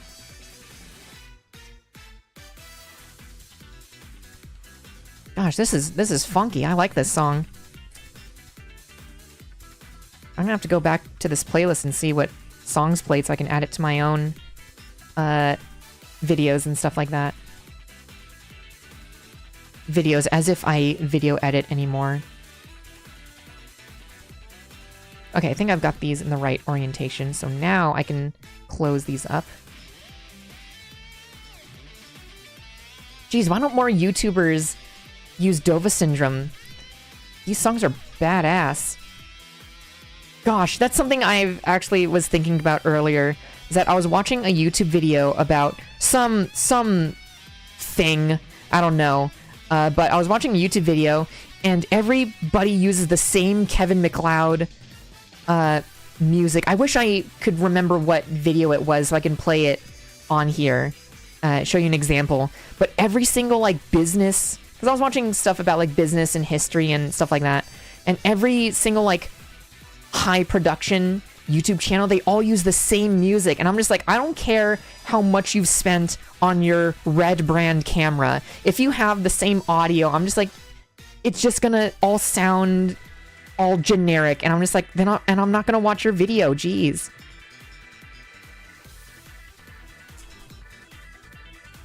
I yearn for the day back when people just put on copyright music or junk like that. Makes things feel a bit more real now, because I feel like every YouTuber is trying to be professional, and I feel like we've lost a little bit of the heart of YouTube in that sort of, I guess, would it be correct to say the Instagramification of the internet, where it's like trying to be real, but it's also at the same time being super fake. It's like feigning reality, you know? I'm #relatable. Also, this post is sponsored by Squarespace. Yeah, I'm now watching this YouTube creator called Low Poly Shorts, and there's just so much charm with his shorts, because they're all, I mean, as you'd guess from the name, low poly, so it all looks like a PS1 game. And there's so many comments on his shorts being like, why does this look so much better than other YouTube videos? Why does this feel so much better? And I'm just like, that's easy, because with the low poly shorts videos, it's like you can't just buy those assets. When it comes to low poly modeling, it's like you have to go out of your way to make it.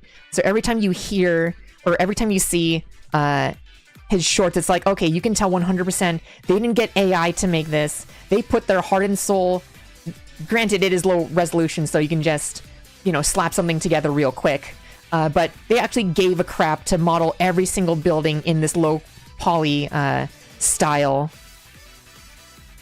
And it's really charming like that. Super charming stuff. Well, why isn't...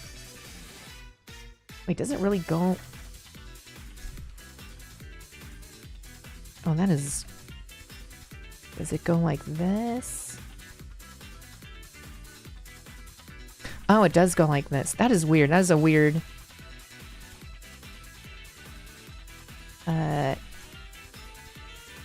Wait, is that how it goes?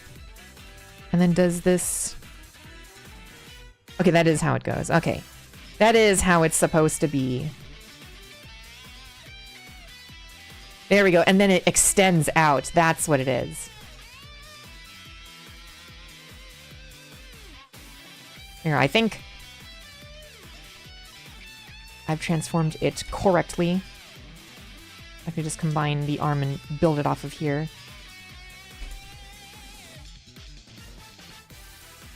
In a world of Pixar-era slop style, anything that looks different is a breath of fresh air. That is so true, so true.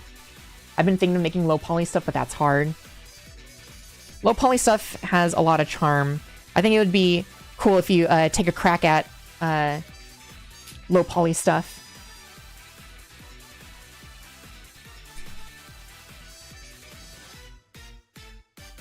There we go. Push that. Combine.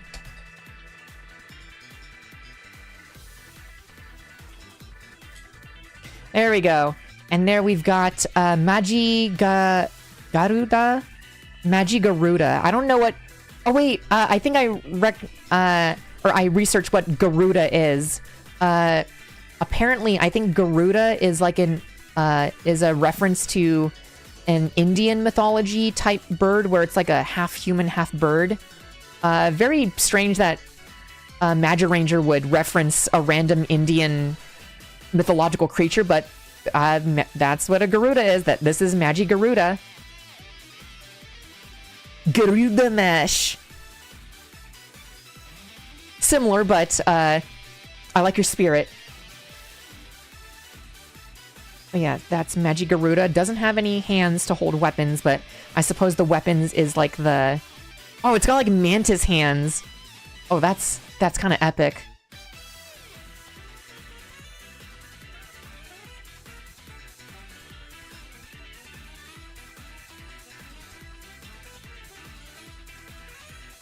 Sakura-kan ikimasu! Gosh, I love that Sakura-kan commercial. That's like, I think I mentioned this, but it's one of my favorite internet videos ever. I want to go back to Sakura-kan. I loved Seattle. I would love to move to Seattle one day. One day.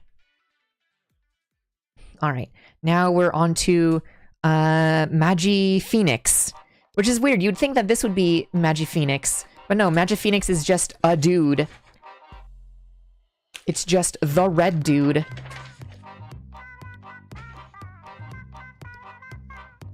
I love anime and manga and gaming. DDR, Smile DK, Garugamesh.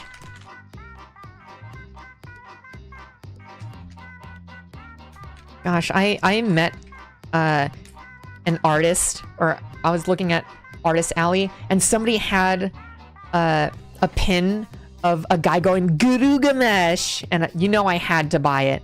And even when I was talking to that artist, I'm just like, I've always wanted to come here because of that cringe commercial in 2009.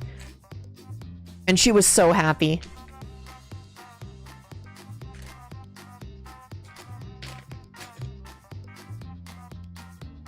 Yeah, hopefully I'll be able to go to Sakura-Con next year. That'd be pretty fun. Alright, let's move the pieces to the correct side. The instructions are so big it's blocking my view. Okay, we have to work on the chest piece.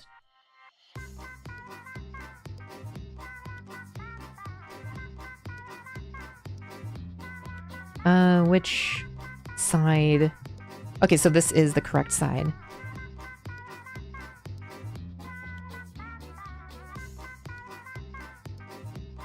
There we go. It's a shame that the guy who made the commercial is a sex pest. What? What's the context of this? I've never heard of this. Is it specifically like the producer or the director, or is it any character in the commercial?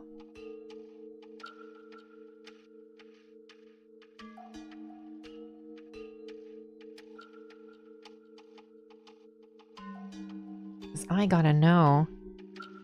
Hopefully it's not the Garugamesh guy.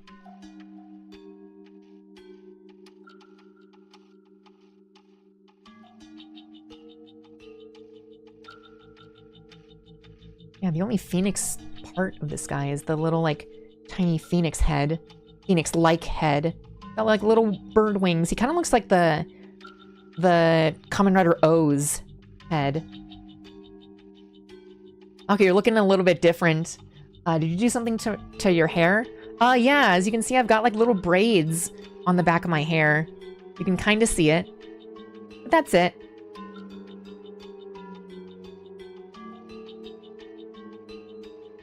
Vic Lasagna directed that commercial?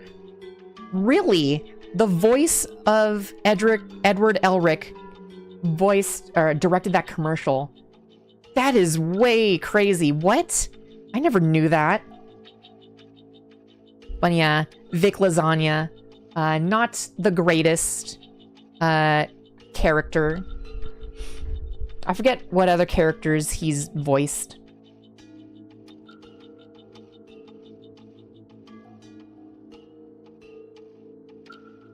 Let's see. Okay, now we need to put this piece here. Your polygon count is looking really good today, Queen. I know, right? I'm totally anti-aliased, so there's no more pixely outline and stuff. Oh, this thing is only... Okay, A, it's hard to get a grip on the head because it's so sharp and tiny. B, it's only on a swivel joint, so you can't look up and down. I guess you can feign looking up and down by using the transformation joint. RTX on. I know, this is so RTX on. I know he played the art ghost in an episode of Ghost Stories. Gosh, that's a show I need to... I wonder if I feel like I may have already have all the episodes of Ghost Stories on my PC. That needs to be one of my... what's it? One of my second monitor watches as well. Gosh, it is so hard to see.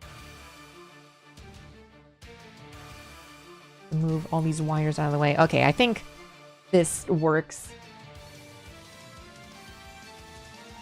Okay, we're approaching the 2-hour mark and we're almost done with this kit, which means I think we'll have enough time to build some other kits that I have lying around. Which is awesome. Alright. What is... Oh, these are the tiny hands.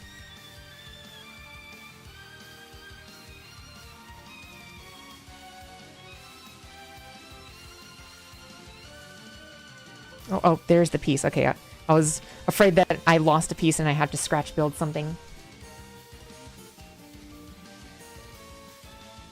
Gotta build these little hands. Go put a tiny gun in Jar Jar's little hands. Okay, and then we get... I don't think there's a specific way to put this in, so... There we go. Geez, this thing is almost as tiny as frickin' Magifairy.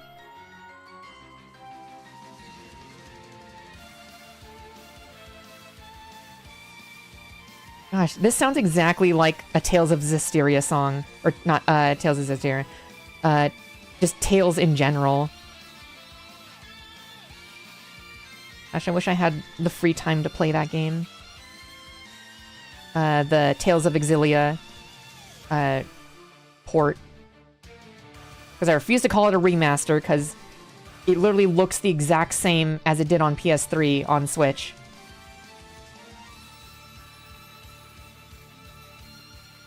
Even has the same glitches and slowdowns as the original game. But the one thing that annoyed the heck out of me is that it looks exactly the same. The only thing they changed in the remaster is that they made the menu screen just blank white. They didn't add an animation or anything. And I was like, what? This is a port of a game that actually made the game worse. Sure, it's only the menu screen, but that matters. Matters to me, at least.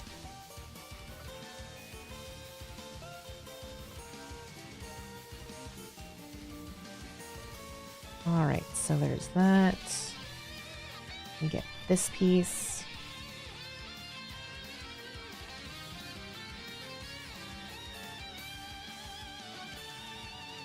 There we go. All right, so there's one arm.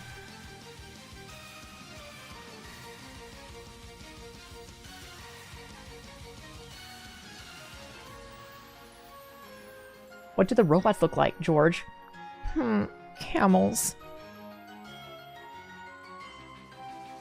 God, it feels so weird living in California, because that's where Skywalker Ranch is. And you can, like, going to, like, Oakland, California, that's where the inspiration for the AT-AT walkers is. Because if you go to, like, a port city, the giant, like, cranes that carry the what's it?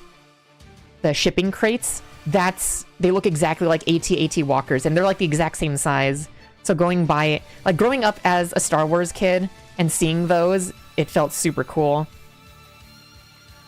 Honestly, the Bay Area has a lot of ties to science fiction because the creator of Dead Space also lives in the area. And so the public transport, the BART train, the Bay Area Rapid Transit, if you go to San Francisco in the BART train, it goes underneath the Bay Area. It goes underneath the water, and you're in a tunnel. And the BART train makes a specific screeching noise. And what's cool is that the creator of Dead Space, he actually recorded that screeching noise. And in one of the levels of Dead Space, you're flying through one of the shipping, I think it's a shipping area or some hallway area, but then a giant monster, like tentacle monster, chases after you, and in that entire section it plays like a screeching noise, and that noise is the public transit train screech, which is really cool. There's another like Bay Area specific sci-fi thing that I'm trying to remember, but I think I'll remember it later. One of the few times I'm proud of living here.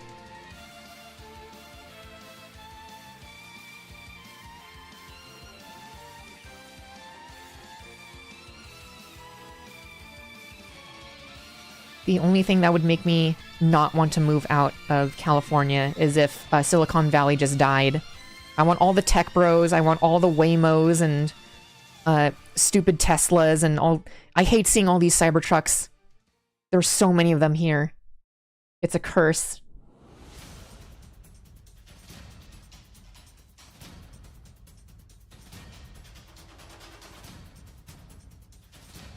Oh wow, didn't know that. Never rode BART before. So wouldn't know. You've never ridden on BART?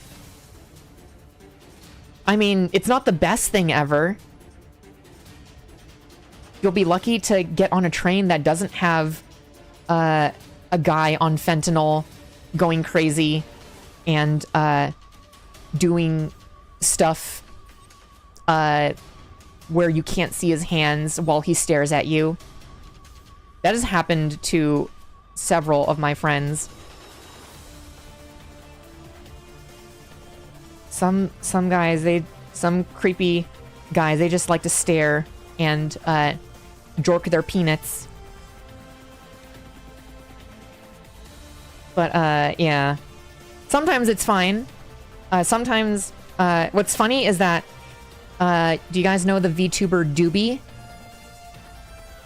She's Doobie 3D. She's the train themed VTuber. She actually did a collaboration with Bay Area Rapid Transit whenever Offkai was in the area. So I have a little postcard that actually has Doobie on riding a BART train. And I think at Fanime Con, maybe 4 years ago, BART did an official anime collaboration. Well, not collaboration, they actually made anime characters for their BART trains, which is really cool. And I think just a couple months ago, there was a BART anime convention where it has nothing to do with trains, but it was at one of the train stations, and they just had a bunch of Artist Alley booths set up, and it was apparently very crazy popular. I wish I could have gone, but Bay Area Rapid Transit really know how to get the young folk to ride the trains and stuff. So when it's not being crappy, and being what am I even thinking of? When it's not crappy and you run into very creepy, weird people, Bart as a company is pretty cool. Anime still doing that? Saw it last time. Okay, cool, cool. But yeah, on some of the BART trains, you can actually see that they have, this BART train is represented by, and then it'll show, like, one of their original anime characters.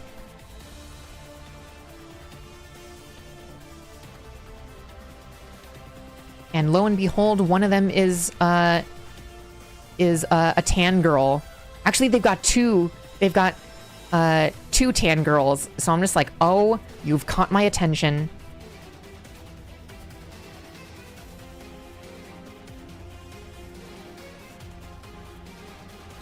Oh wait, I need to put this one on. What are some poppin' anime cons that aren't Expo around the West Coast? I'm helping out a lot more conventions and need to know where I can sell my wares. Anime cons that aren't like Anime Expo? Is that what you mean by aren't expos? Or do you just mean like smaller events? Because I know plenty of smaller events around the Bay Area. I've got some friends who do boothing at a bunch of conventions in the area. Yeah, cons that aren't Anime Expo. Let's see, Mag West. If you're a fan of Mag Fest, the company does Mag West, and that's pretty cool. It's the same thing. I've still not gone to Mag West. I've always wanted to go to Mag West. Gosh, every time I hear the word West, I just think of Adam West. Adam West is probably my favorite character on Family Guy. TBH. Oh yeah, YumeCon. YumeCon is happening this weekend. I don't know where it is. It's somewhere in San Jose. But fun fact, Gio is going to be there. You guys remember Gio. Gio is the person who made my UI. And is also... we did a collab stream. Like last year. But yeah, Gio is going to be at YumeCon. And I gave them permission to sell a commission I commissioned them for, which is the Transformers spin-out one. So if they have that printed, go get yourself a print, because that's a really cool Transformers related thing. But yeah, YumeCon is a good one. Why can't I snap these together? That is a lot of pressure. YumeCon is cool. I remember... I haven't gone to YumeCon except for the second YumeCon, because one of my friends works at the Maid Cafe. But yeah, YumeCon is pretty cool. Very small convention, but it's starting to get bigger and bigger. Let's see. KrakenCon used to be in Oakland, but KrakenCon is now defunct as of, I think, 2022. Which is unfortunate. There's Further Confusion, which is a furry con. I'm not sure if you're a furry or not, but that one's a fun time. I wish Crunchyroll Expo would come back. Because last time there was Crunchyroll Expo in San Jose, there was, they had like an official sponsorship with Hololive, so you can meet a bunch of VTubers. Let's see. Finish Ruination. Gonna spam your inbox with lots of pictures. Oh, nice. I'm going to Colossal Con in like 2 weeks, so I don't think I can travel that fast. I see. Oh, it's at the Doubletree in San Jose. Okay, so that's where it is. I think I know where that is. Oh wait, Doubletree, I think? Doubletree, that's close, or I think that's at... that's where Fanime does the... what's it? The NSFW stuff.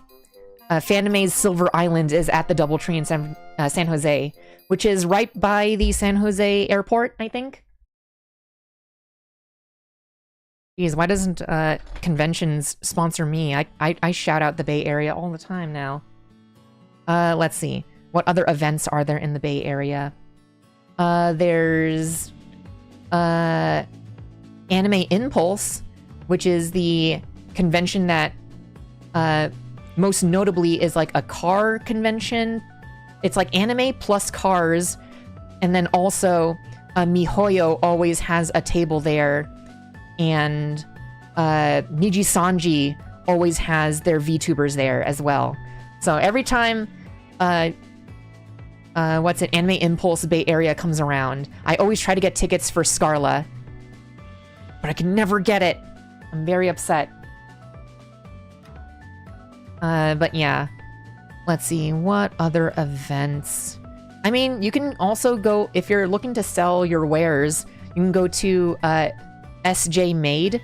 So SJ Made is like a big organization thing where they have different selling events. Like they rent out one of the convention areas in San Francisco or San Jose, and just imagine like a big area that's just, the event is just like a big artist alley, so you can just sell a bunch of stuff.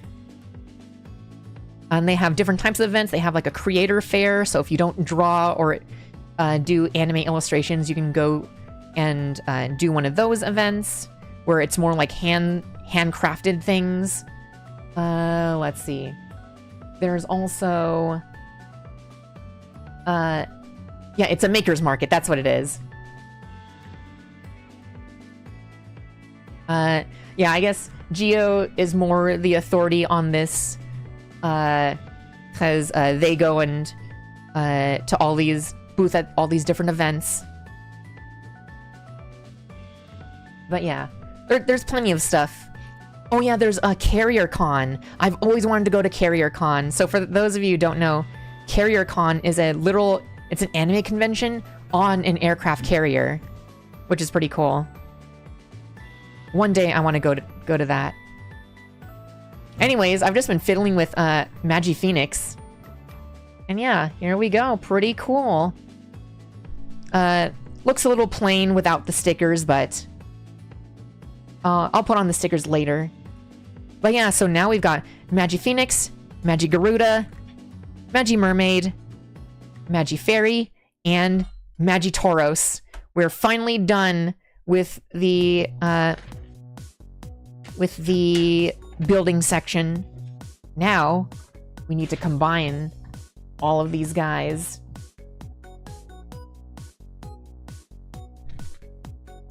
Wait, that sounds cool. It is really cool. I've always wanted to go to Carrier Con ever since I heard of the concept.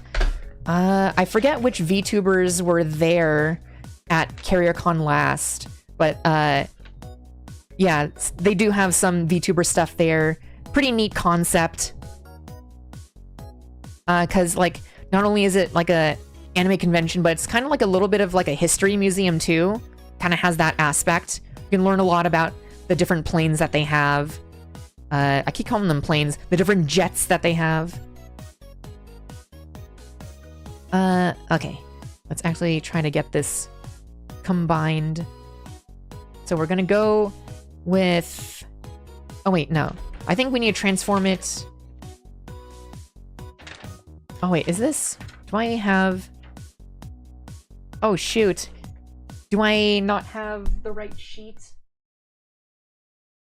Were there 3 pieces of paper to combine? Okay, so this is the instruction build sheet. Oh Oh I don't know where the instructions to combine it from these guys into Magiking.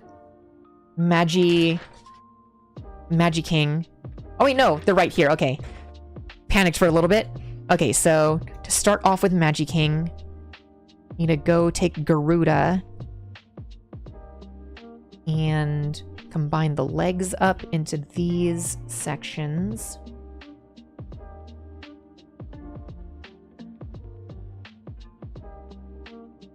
Let's see, what are some other conventions and art alley stuff here? Let's see, Yumicon, Fanimecon, Further Confusion, Mag West, Carrier Con, Off Kai, of course. Fanime, of course. I'll probably think of some more. Oh man, this one's a nice song too. Yeah, what is this song actually? The song is called Somehow. Nice, I'll have to use it for something. Gosh, all of these Dova Syndrome songs have so much potential.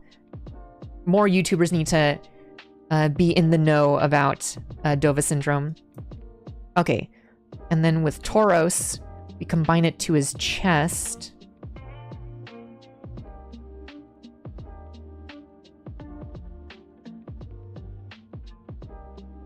Oh, it looks like he's got like a baby carrier. And you just spread eagle, huh? Oh yeah, Sakura-Con in Seattle, but I can't think of any more in California, or specifically the Bay Area. I mean, there's also Anime Impulse in LA, because I know Zark, you mentioned Anime Expo, so there's a bunch more conventions in LA. I know, or in Southern California. I know there's I think, why is my mouth? Okay. I think there's what is it called? It's a hentai convention. Is it called Hentai Matsuri or Echicon? I can't remember which one. One of them is in San Diego, California. The other one is in, I think, Austin, Texas. I can't remember which one is which, but it's either Hentai Matsuri or Echi Expo or Echicon, whatever the heck it is. It's one of the two.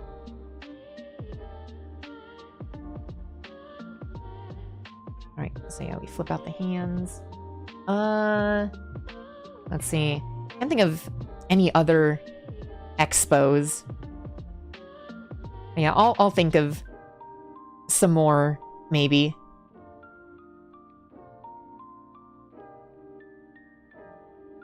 I saw one last year in SJ that had like 4-in-1. Can't remember what it was. I'm pretty sure you're thinking of Anime Impulse, because Anime Impulse is like has 4 different sections within the convention, because it's part K-pop.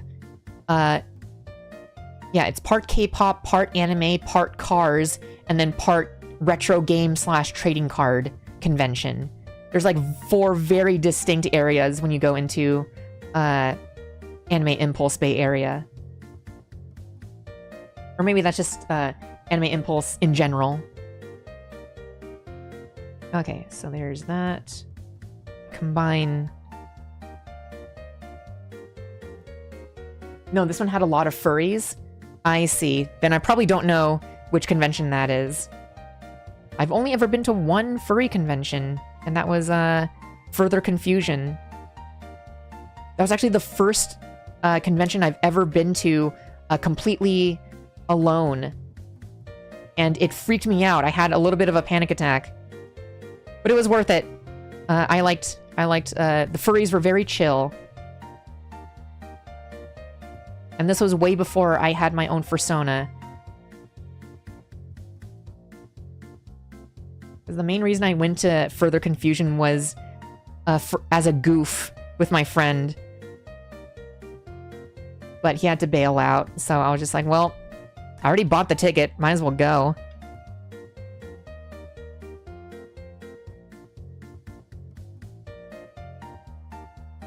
Oh no. Again with ripping off the head. Okay, so this is going to be kind of tricky to align correctly.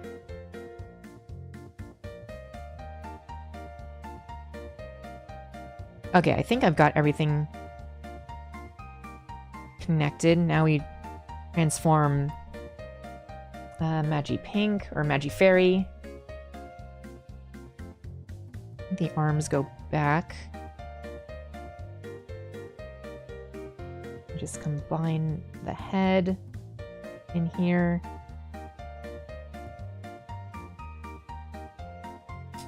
There we go. Is this supposed to combine in the legs?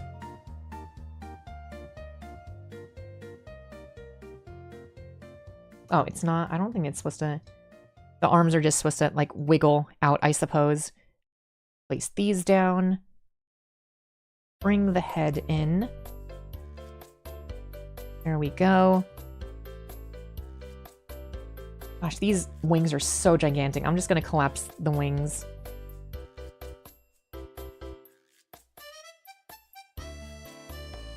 I remember the first time I was going to Fanime, friends had a hotel and didn't wake up until later in the day, panicked, and went to watch some random Marvel movie. Lucky I didn't buy a ticket. Oh my gosh.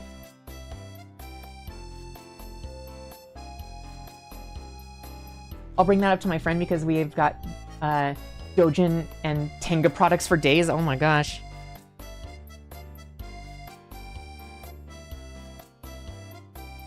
Oh geez. Every time the head comes off, the little neck piece also pops out. So I feel like I have to glue that in eventually. Because it's not a tight connection. It's a very loose connection for the neck. And for the little neck cover. Right, how do the feet work?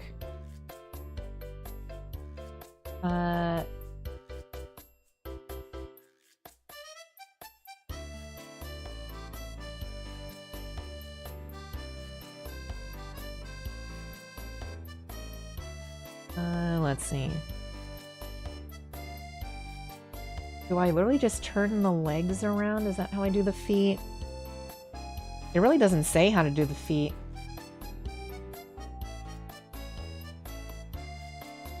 Okay, wait. Oh. Let's see. Wow, they really didn't explain that you need a split. I totally forgot this is the part where you take Magi Mermaid, and she becomes the, she becomes like the shins of this whole thing.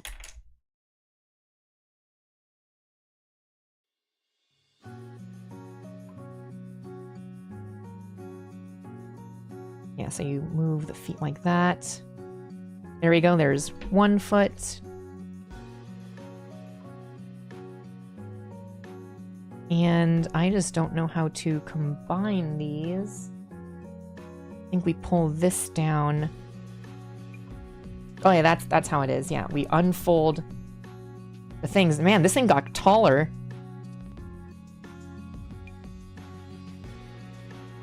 Okay, I think I've got it correctly placed, I think. We have these ones on the outside. If only I could combine... It's very not easy to combine. There we go. There we go. Okay. There's that. Combine this. Make sure the tabs go in.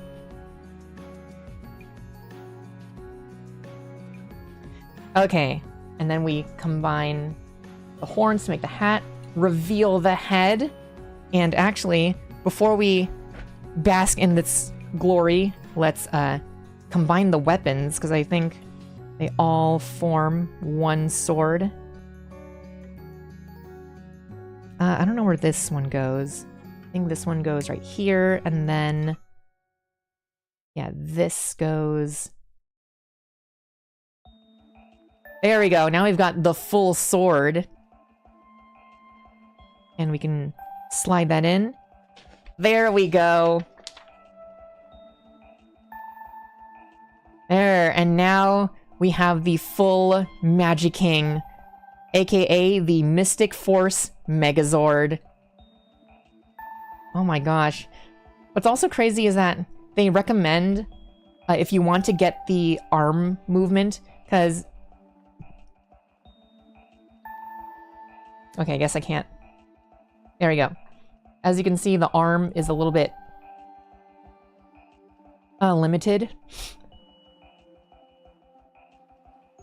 So what they recommend is that you actually take out the monster hand.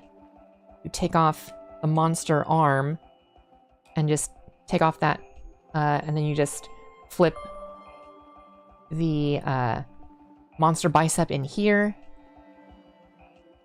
Combine that, and then combine that, and now you've got more freedom when it comes to the movement of the arm. So that's cool that they give you that option. Let's combine that again.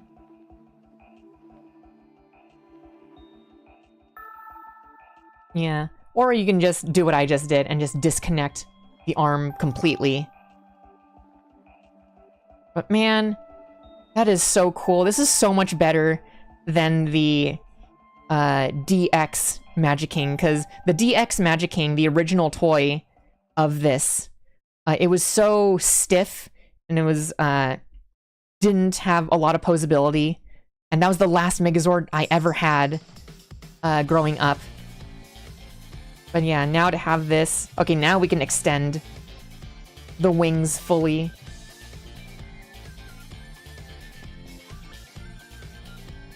Oh, there we go. Now I can pull it. There we go. That is so cool. Oh my goodness. This is easily one of the best Megazords. Let's be real. So much style, so much class. Badass. Absolutely. Oh yeah, let's actually combine, or let's put some of the specific, or not the specific, the bonus hands and arms, or the bonus hands. Disconnect that.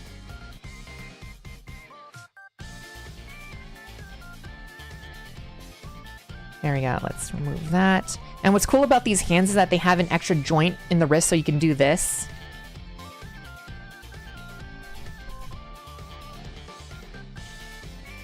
There we go. So we got that, and then we can move the hand like that. That's pretty cool. Have you seen Magiranger? I actually have not seen Magiranger. I've only ever watched Power Rangers Mystic Force. There we go. And then I don't know what this finger is, but you can make them go like that. Again, this is the perfect hand motion for pressing a button underneath your desk if you're working at a bank to call the police.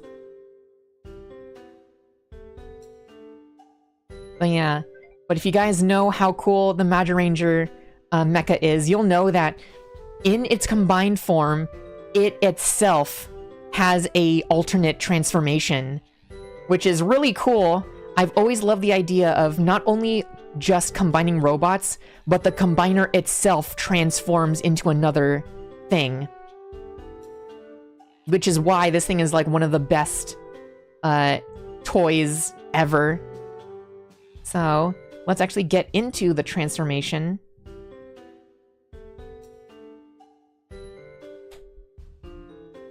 Let's see. I know we keep Garuda in the same position, so we'll just move his arms. Let's see. Thought it was like Bruce Lee come here fingers. Oh yeah, they're coming here with those fingers.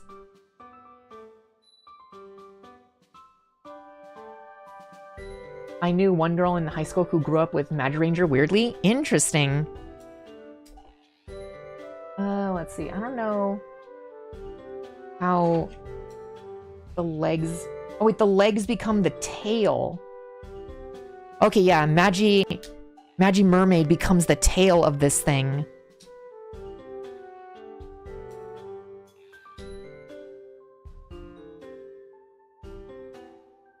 Just came in, but what's the explanation with the model change? Oh, I just found this model, so I was watching Chibi stream, and she has a like a regular non-chibi looking model, and her model is actually a purchasable, customizable model, and I bought the same model just because I wanted to try out live 2D VTubing. And yeah, I made this customizable model, and that's how it is right now. I don't think I'll use this in future streams. But we'll see. We will see. Alright, the legs are a little bit shorter. I have to, like, accordion them. Let's see. And I think... yeah, we swap out with the Magitoros hands.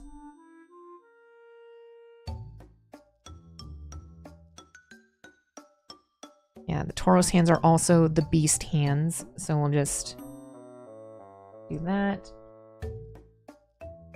Oh, I did see a short of her using that model. Man, just Chibi-Doki, she's one of the goats. I love everything that she does. Okay, so here's the head. And let's see, how do we...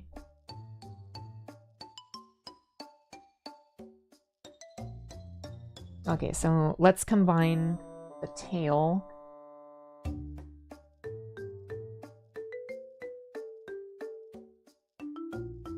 Okay, it says we need to do something with this piece. Oh, and we need to deconstruct the combined weapon. Okay, but we need to keep it like this. Let's see.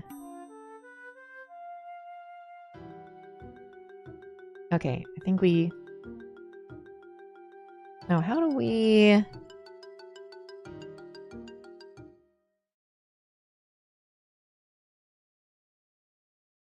yeah, is it not like this? Oh, it's in the back of the legs. That's how it combines.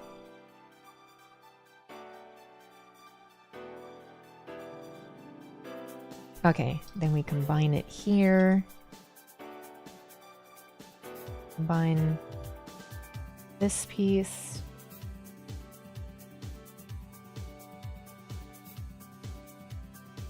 Okay, how does this become the tail? Oh, I see. There was that one, like, crotch flap thing that Magitoros had, and you flip that out. Now it just kind of looks like a little nubby tail. And then you combine these on that. Oh my gosh, this is so complicated. Or rather, it only feels complicated because it's... I'm doing this on stream. I'm trying to... can't get the best angle. Oh god. No, peace though. Okay. For whatever reason, we have to put this piece here.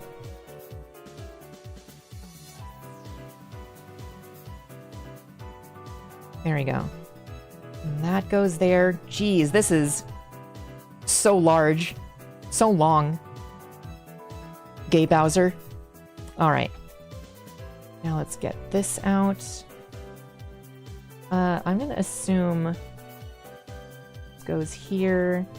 Is this part of the neck? This is part of the neck. Okay. I'm not sure how...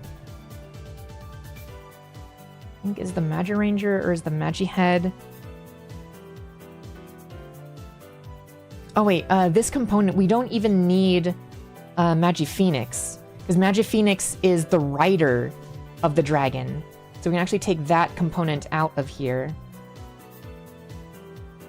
I guess if you really wanted to, you could keep Magiphoenix in here. Gosh, but this thing is so plugged in. It's got like 4 peg holes. I've got to shorten those peg holes so it's easier to put in. Alright, and then we partially transform back Magitoros.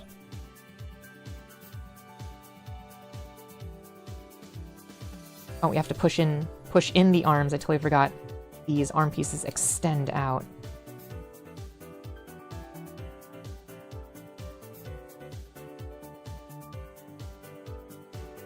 There we go. There's that. How do we combine the head? Okay, so the head just stays forward. And then we split the hat. That goes within the hat. And then we put the dragon head. There we go. And that is the dragon kaiju. You can't even really see it all because it's so big. But yeah, there's that. And then I guess we can transform back Magi Phoenix.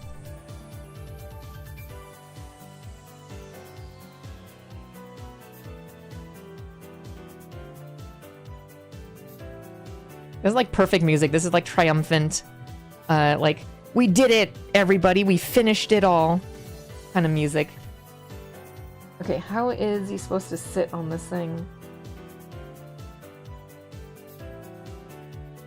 Oh, he even has a specific weapon combination. It's supposed to combine... let's see, what is it? Oh yeah, you combine the sword and the trident. So he gets like a little spear thing. Alright, and he's got little things on his ass. Right here, these little pegs, and they go right into... somewhere. Oh, they peg on to the back part right here. Oh, did I think I put this upside down. Yeah, let's... There we go. Now there's actually space for this guy to actually sit. Alright, let's bend his legs.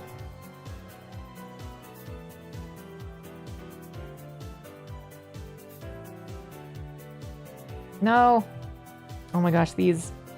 It's so hard to get this all lined up.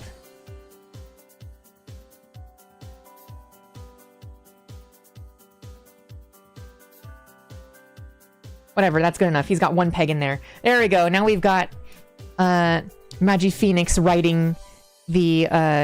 is there a specific name for this? Let's see. This is... Magi... Oh, it's just called the Magi Dragon. Not to be confused with Imagine Dragons. At least this one isn't radioactive. Radioactive. But yeah, super cool.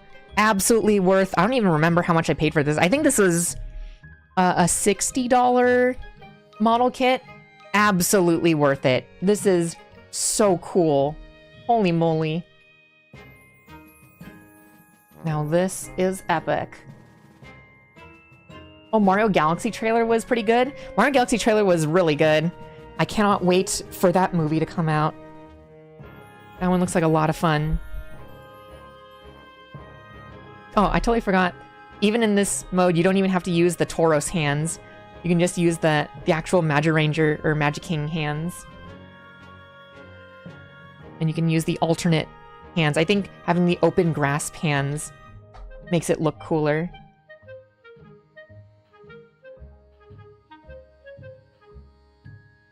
You can also make him, like, crawl on all fours if he has the open palms.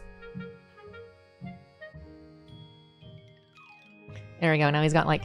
He was kind of, like, doing push-ups and stuff. But yeah, honestly, pretty epic model kit. Is it so cool that I would buy the purple version of this? Not really, but after building this, kind of tempted. But I will say, if you have one, don't get the other. Oh yeah, this is really cool. Way better than what I grew up with. I'd love to get the white unicorn Megazord kit. Is that the one that's riding on the horse? Combine her with two forms. It's really cool. It's honestly crazy how Transformers hasn't even done this. And Transformers has been around for, what, 50 years now? Or no, 40 years, I think. Yeah. And they've never done a combiner that's able to transform. Wild how that's never been a thing. But yeah. There we go. Now let's get all these pieces and move this guy on, because we have enough time to do a smaller additional model kit. So let me just move Magiking out of the way.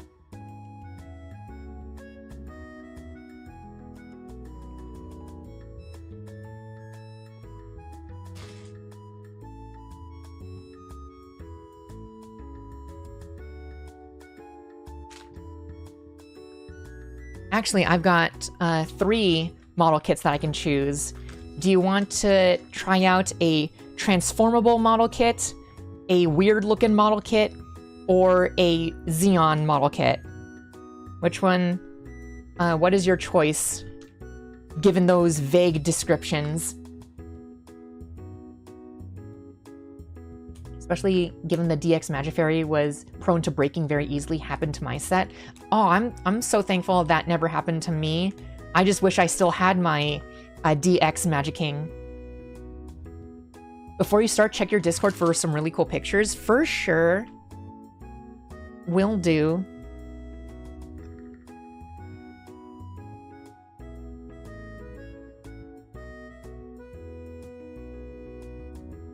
Those are really cool pictures. Yeah, we got a transform third-party onslaught. Or not onslaught, ruination. Which is like a different colored Bruticus. Pretty sweet. Pretty epic.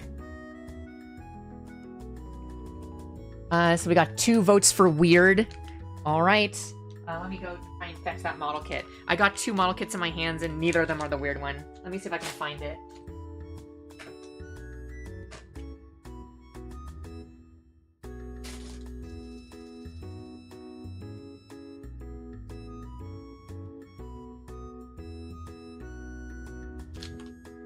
Alright. I've got the weird kit on me. And I think just from this bag, you can tell maybe what it is. Maybe if not then. How about these? Can you tell what the kit is? And I'm so glad I'm finally being able to unbag these and use these bags again. Let's see. Okay, this one's on this side. This side.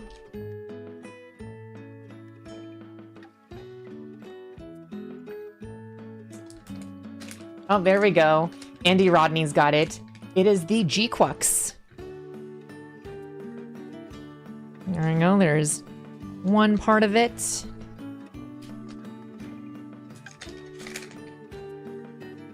The other part. And hopefully I've poured out every single piece. Okay. Now... let me bring up... I need to go look at the, what's it? Dalong.net. And check out their instructions, because I don't have the instructions on me. They're filed away. Because I look at, I look at most of my Gundam model kit instructions in PDF format online. Makes it way more convenient for me. Okay. Let's get the weapons out of the way. Gotta grab the sword things.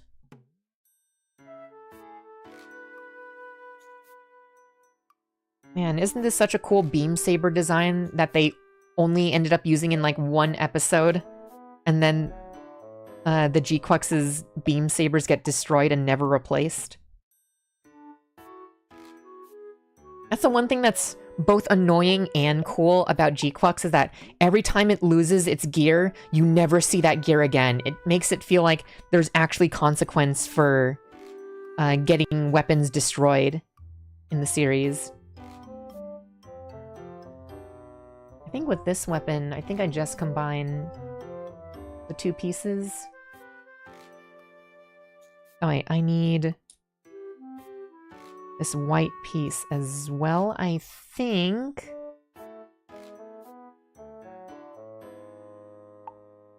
Yeah.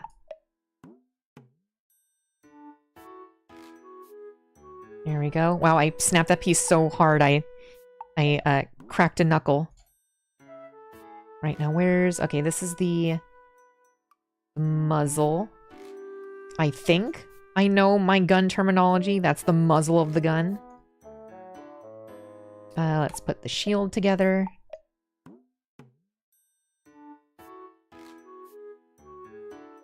There's that. That is a very small, weird shield. Now where's the stock of this gun? The stock is somewhere.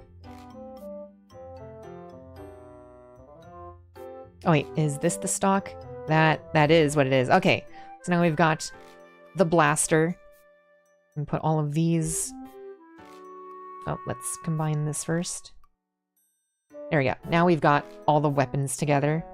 Now we can actually start working on the kit. Oh my gosh, and this kit has such tiny head pieces. Oh, I found Ultraman from Ultraman Rising for $7 at Ross the other week. You got it for $7? I went to a Ross and I found it for $9. You're lucky that you got it for $2 cheaper.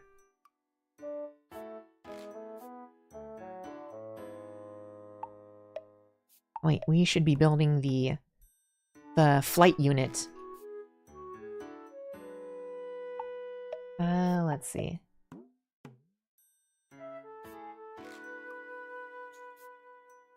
Okay, so we need to combine these pieces. I was not expecting to find a model kit at Ross, of all places. It's fun to get a model kit for a cheap price. At the same time, it's kind of sad seeing model kits at Ross, meaning that they didn't sell as well as Bandai would have hoped. I wish model kits would be bigger here. Let's see. Where is the cockpit piece? Oh, there it is. I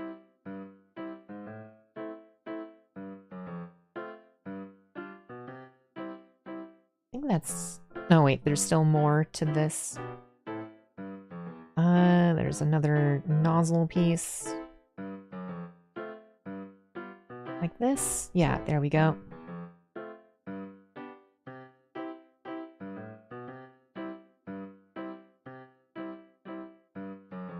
Right, and then we can combine that here for the core fighter. And then I think I put the fuselages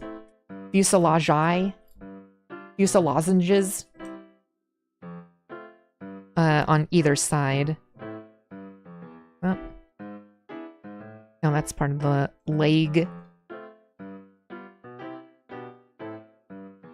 I think I've got the right parts sorted in the right places. And get these.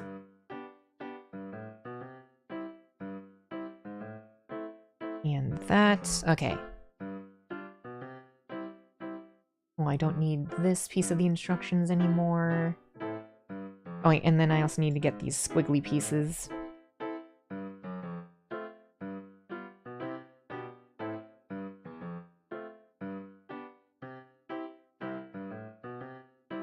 Ah, where's the squiggly piece? Did I put two squiggly pieces in here? Ah, I'll find it later. Alright. So, let's see. Got this. Line that here. And I think these pieces... I literally just combine them all willy-nilly. Oh no.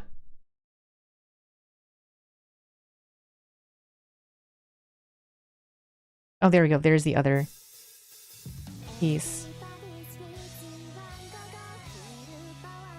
What the heck? Is this a Dova Syndrome song with frickin' Miku?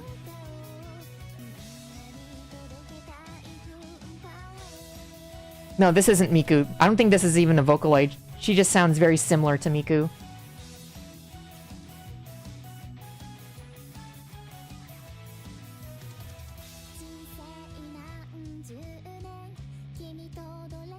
There we go, there's one. Fuselage.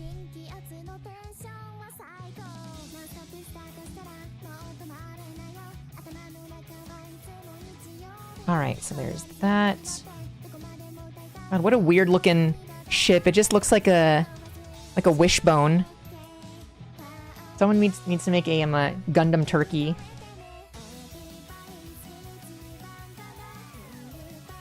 Alright, so need to put this piece, I think? No, okay. Goes the opposite direction.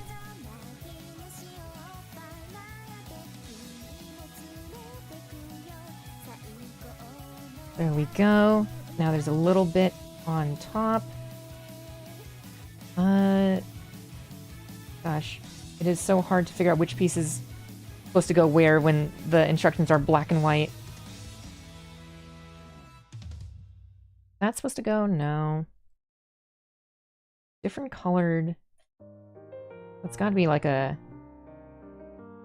blue piece. Is there blue on this?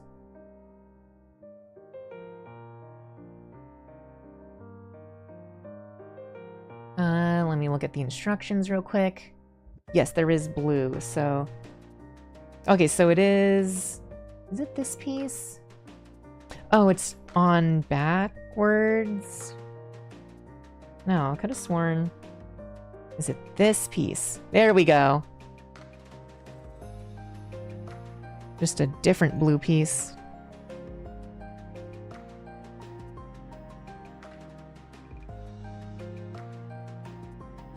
Okay, there we go. Now we've got the little core fighter. Very strange. Very strange how it just kind of looks like a leg. Or it looks like... This thing kind of looks like... You guys watch Kong Skull Island? Kind of looks like one of those monsters that whacks that one guy who explodes comedically. There we go. So now we've got all the accessories done. Now we can start working on the actual kit itself. And now this one has such tiny pieces. And we have to build 2 heads.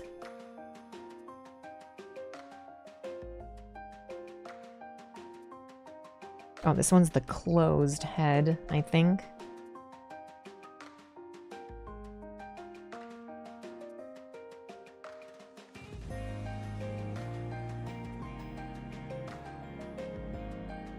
Oh yeah, this one's... I think this one's the closed head.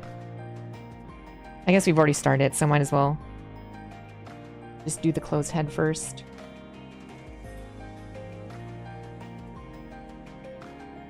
Or I guess we can do them simultaneously.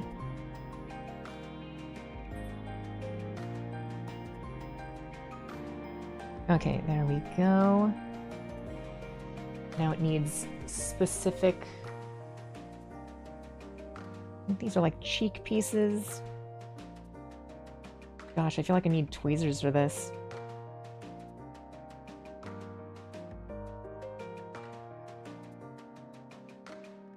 I can't see jack. Made me think of that hack mech form from Robotech. Yeah, the what's it? The Gerwalk form, that's what it's called. Oh, yeah, it kind of looks like... These things kind of look like the skull crawlers from Kong Skull Island.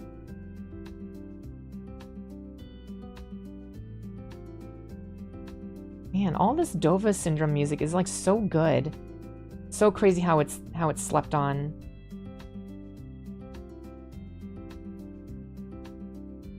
Okay, there's that piece combined. Yo, how's it going, Razor Sketch? How you doing?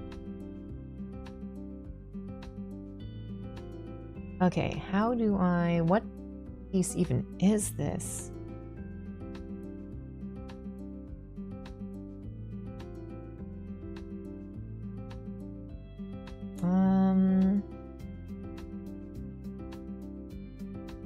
Yeah, I for the life of me cannot tell what piece that is. Wait, I'm looking at the wrong part. That piece is supposed to go to the other head, and this piece goes here. Yeah, for the closed head. Now we put in these very, very tiny yellow pieces. Oh, is this for the wrong? Okay, yeah, for wrong head. About this one.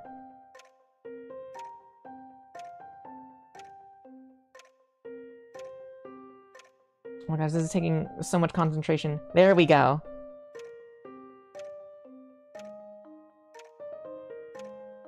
Okay.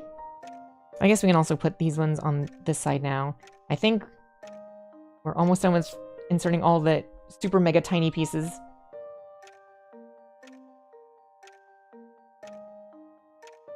Yeah, I probably should have got my tweezers from my 3D print toolbox.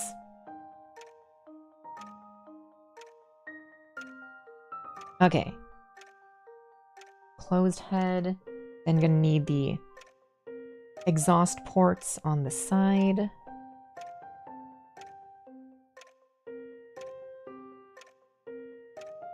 And might as well do that here.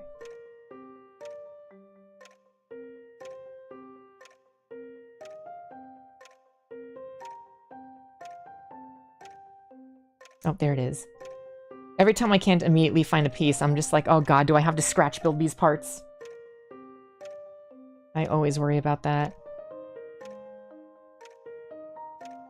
Even though it's not really a huge problem for me, because I can totally scratch build parts, I've scratch built parts before. But it's just so tedious that I would rather not. Oh wait, we need the forehead.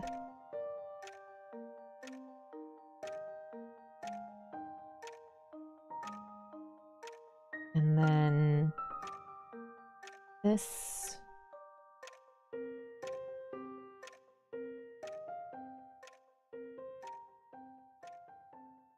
Oh god.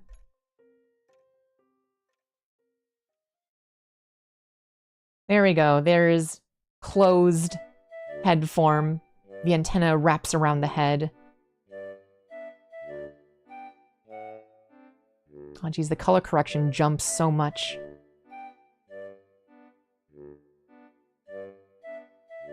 Okay, now we can work on this one.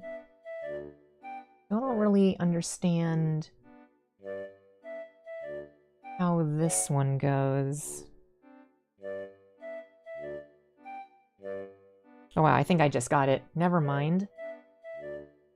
I gotta fit the eyes.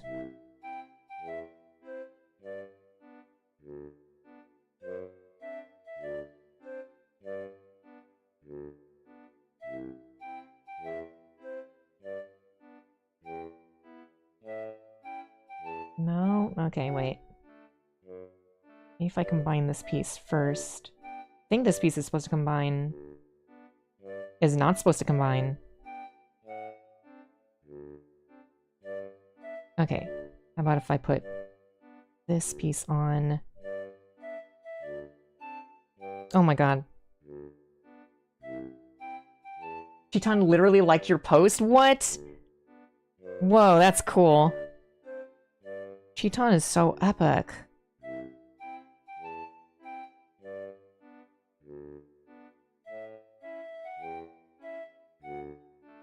Oh wait, I need to put... Oh no, I put pieces out of order. Why does this sound like the birthday song? Legally distinct birthday song. Is the birthday song royalty free now? I can't remember if that happened or not.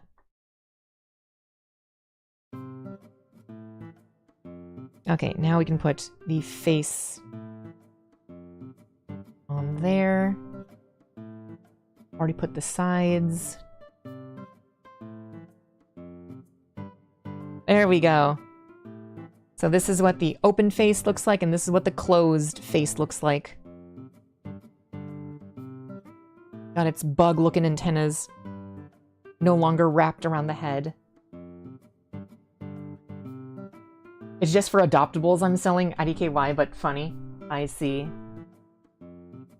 Waka, you seen those new robots going to be coming out? What new robots? I have not seen such a thing. Actual machinery robots, or are you talking about like toys and figures type robots?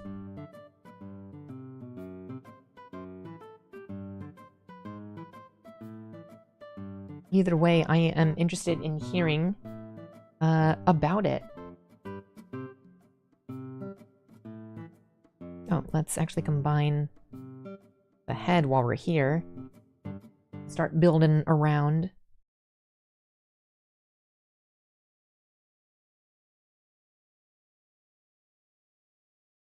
Oh, do we combine them? Okay.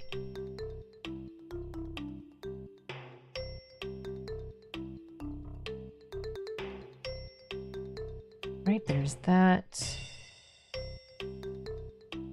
Oh, and we are able to combine these as well. Nice. Okay, but now we've got arms. I think I put the arm pieces on the sides here.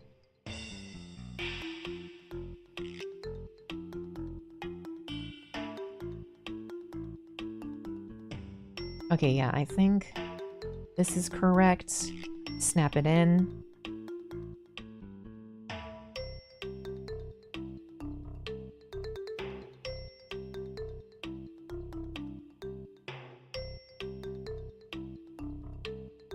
I hope that these pieces are like universal, so that you can easily swap out parts for custom stuff.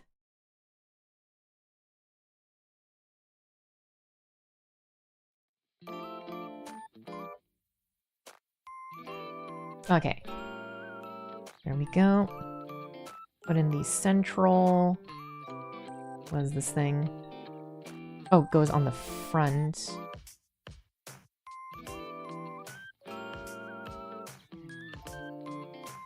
Oh, we've got this backwards. I think?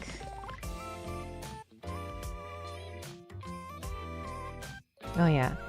Let's put this together.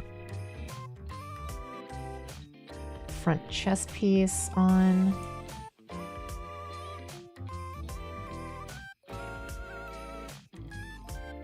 Oh, like that. Then we plop this head on top.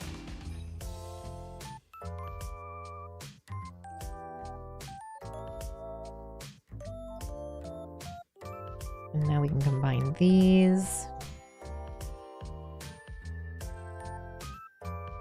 Oh, not able to combine the chest yet. Okay, we've got to get this singular chest piece.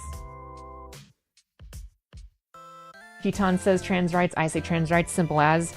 Same. I cannot defy my queen. Whatever she says goes. I don't make up the rules.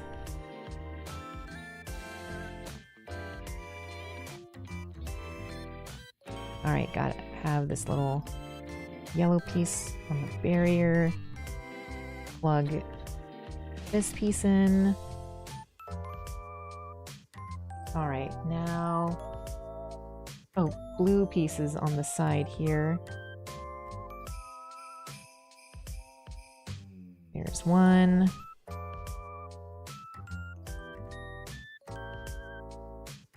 And there we go, I think. It would just slide already. There we go. Okay. We've got the upper torso. Now it's time to go to the lower torso.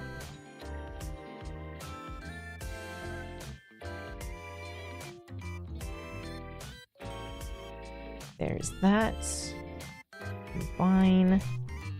Oh, it's already looking super cool. I already like how the bust looks.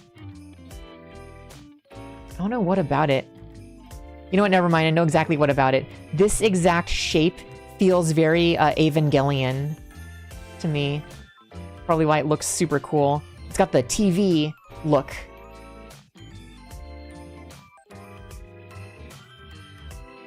Alright, so now let's combine these pieces.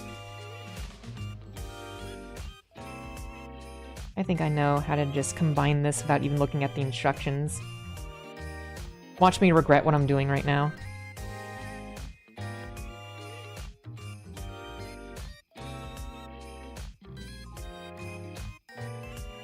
Alright, how do I combine this piece?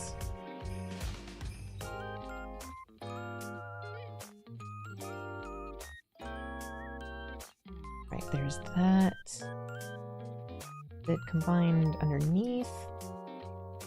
No, it's just like that. And how do these parts... Guess... Did I put a part in the wrong area? I think I did.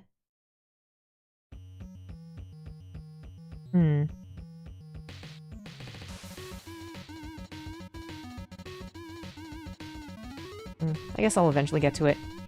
But there we go. Got most of the body done. We'll leave these off.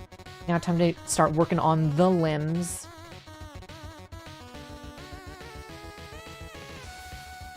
Gotta work on the... Or you can put the hands off to the side because I already completed those, because as you guys know, I love robot hands, so I always build them the first part.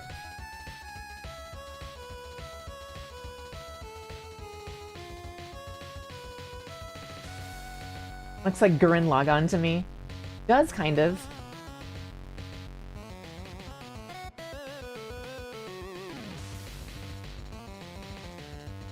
G-Quack kind of gives off more of a beastly vibe. I see where you're coming from with that. Oh wait, this part needs to go... Combining things out of order.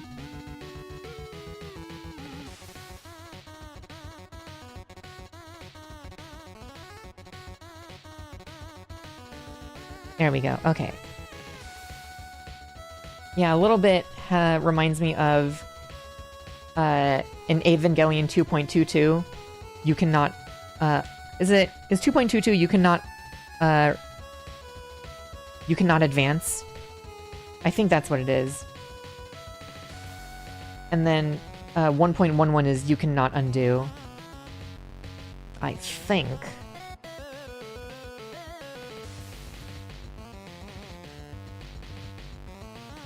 But yeah, it reminds me of Unit 2 from that movie, when it goes, codename the Beast.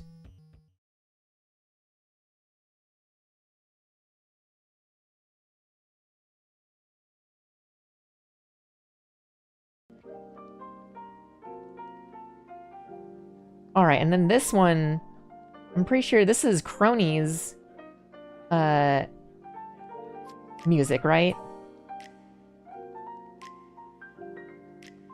I could have sworn another VTuber uses this song. I just don't know who. Okay, 1.11 is you are not alone, then it's you cannot advance, then you cannot redo, and then 1 plus 3 is thrice upon a time.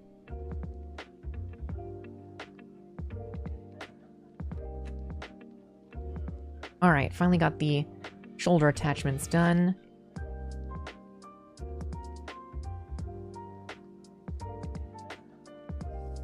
Right, working on the hands.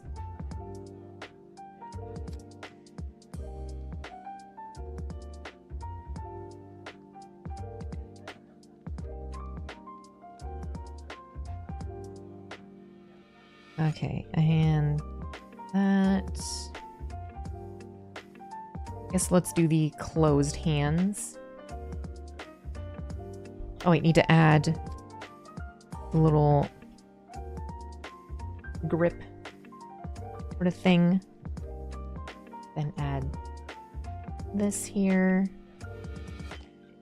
There we go. Now we can add in the closed fist. Do the same on the other side.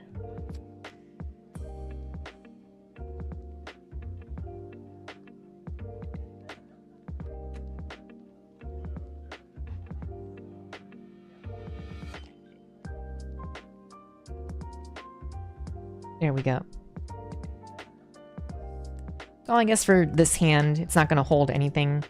Or actually, you know what? We'll have it hold a thing. There we go.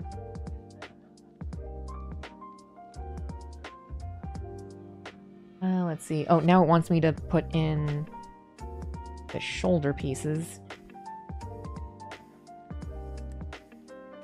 Oh, this is a very unique way to do the shoulders. It has like a pin system, kind of like an actual, like a Hasbro action figure does the pin system. Okay, I need to get a better look. There we go.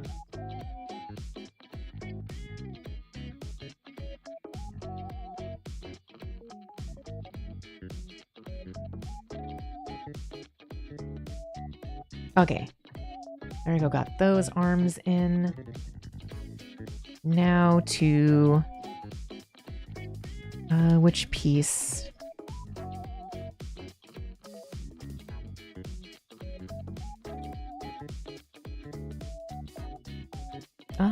Where is the piece that it's supposed to go in?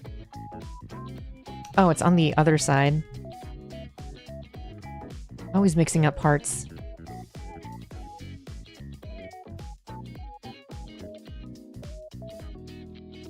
Okay, there's that. I don't know why the bicep is its own singular part. Like, literally just the bicep muscle is its own part. Oh, wait, this goes on this side. I am mixing up everything right now.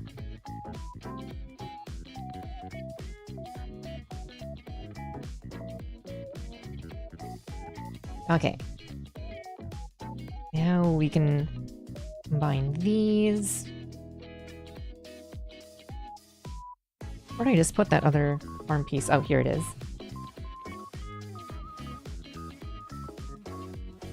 Right, now we have to add these tiny little circle things. Unless, are these on the right side? No, these are on the wrong side. Silly.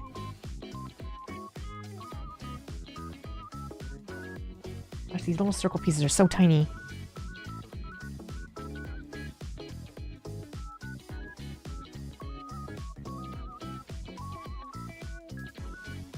I don't know where the other circle pieces is. I'll scratch build it later.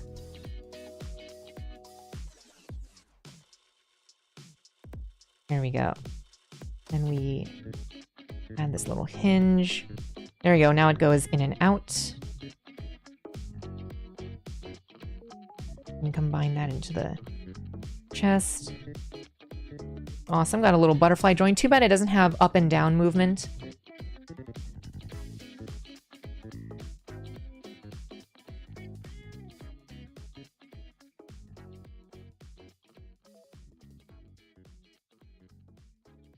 Right, there we go. Add that in. Awesome, we've got the upper torso all done, or upper body. Epic. Pretty cool so far. Yeah, I really like the colors. I really like this soft... I don't even know how to describe this blue. It's kind of like a...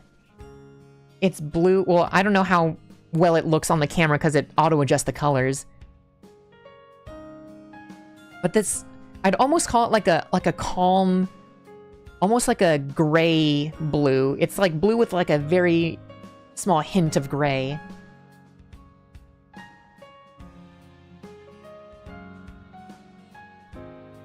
Okay, now we can work on legs. These big heckin' chonkin' looking things. Alright. Gotta take these side pieces. Get these hinge parts.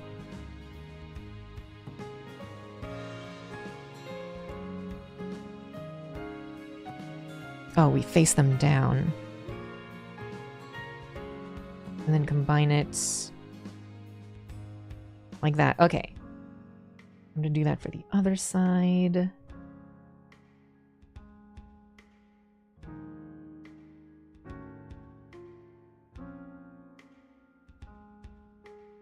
Man, why is all this Dova Syndrome music so freaking good?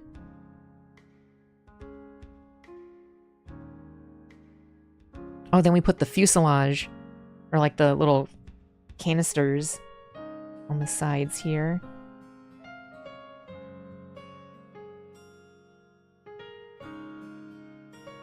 Right, there's that. We put the knee guards. Isn't that what it is? No, it goes backwards. Pastel. I guess, yeah. It is like a pastel sort of blue. Kind of, I think, maybe. Okay, no, we don't need to add anything else to this part.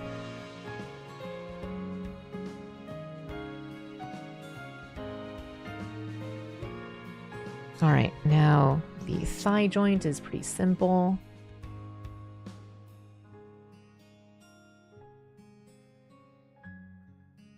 There we go. And we'll combine this as well.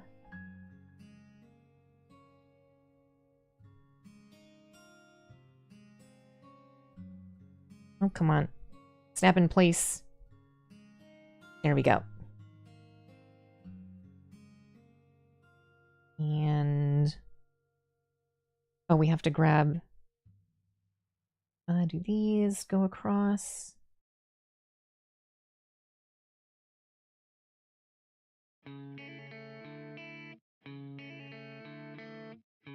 Oh, did I put the wrong piece on the wrong side? Do I swap these out? Yeah, that is precisely what happened.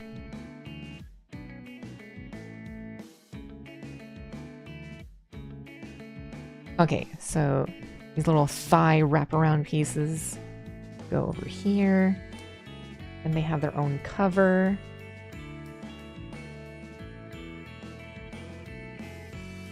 It sucks that all these are... like, a lot of the parts have details on them, but since they're so small, you have to use stickers. And I do not like stickers. I'll have to go and paint those later eventually.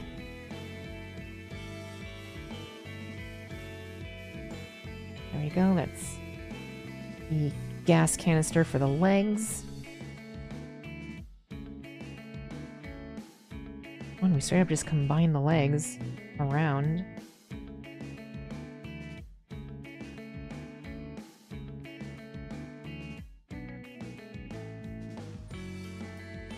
Oh wait, we go...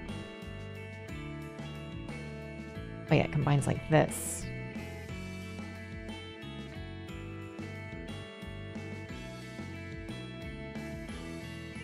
This is not connecting the way I want it to.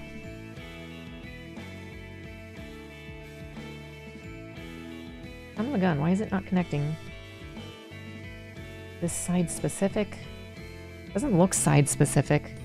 Let me see if I can try combine this one.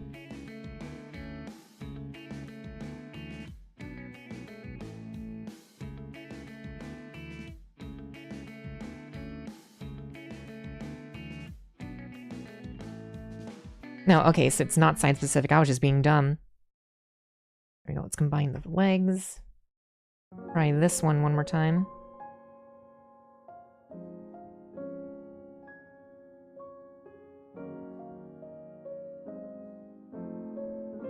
There we go, okay. Now we can combine this leg.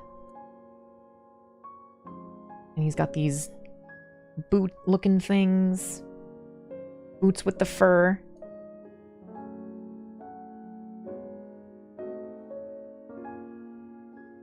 It's supposed to go on the side. Yeah, it's supposed to go on this side.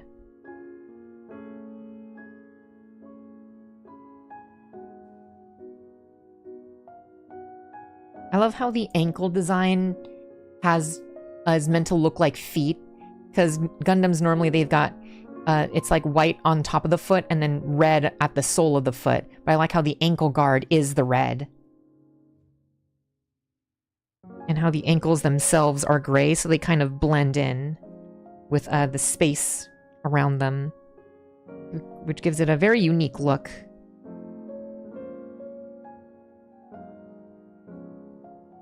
It's almost as if they're trying to disguise the fact that it has feet. Which is very interesting storytelling.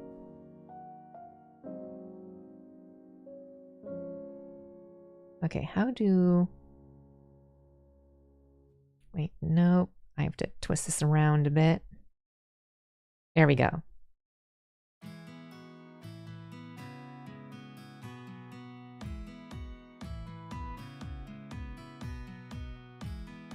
There we go, there's that. Find this.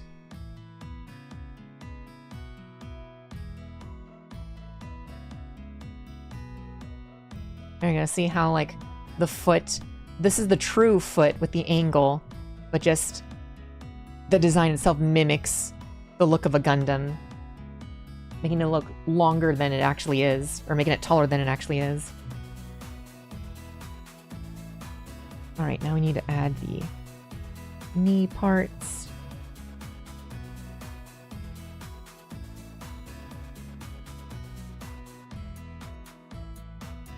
There we go.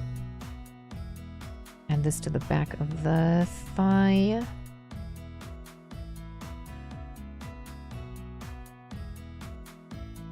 That there. Oh, come on. Why is this not going in?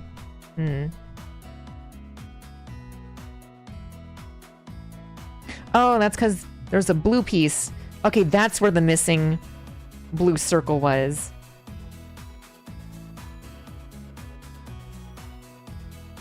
Okay. And then where does this... Where do these leg pieces go? Oh, these leg pieces go on the outside. Oh, here we go. Oh, did I put the wrong ones? Okay. Do that.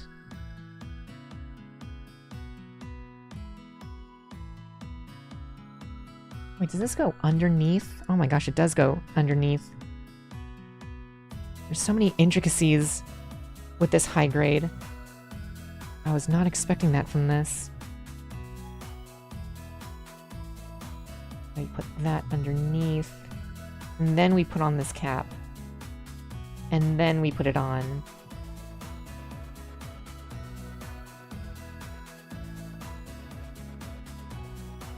There we go. Gosh, that is a weird looking leg. I like how it kind of looks like the fuel rod bit is like kind of bursting out of the leg. Like the armor was haphazardly wrapped around a frame.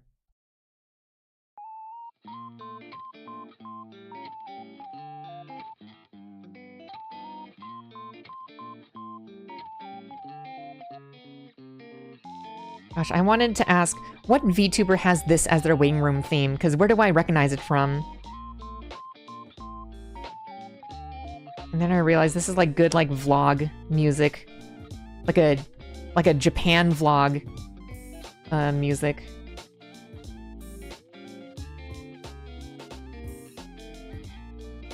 I don't even know where I was going with that.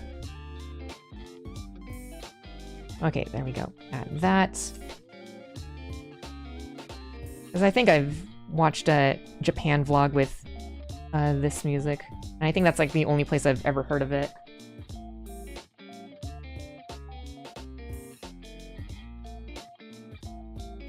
There we go. Combine the legs. Snap that in. And there we go. Look at the G-Quux. What a freak of nature. What an absolutely gorgeous freak. I wish there was more articulation in the arm, but overall, it looks super cool. Honestly, I wasn't initially sold on the design initially, but honestly, I think having it in figure form makes it a lot cooler. I mean, that's how they get you. That's how Bandai gets you. There, let's get this combined onto the back, so we have the backpack on. And then let's get the shield connected. I think the shield just connects onto this little bit here. Or maybe it's backwards. There we go. And let's add a gun.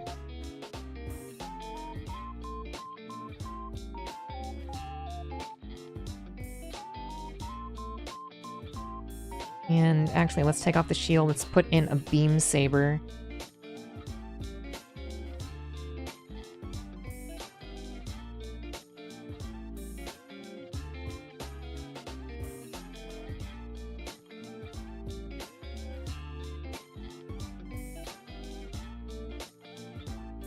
Trying to get it into like a cool, like, swinging pose.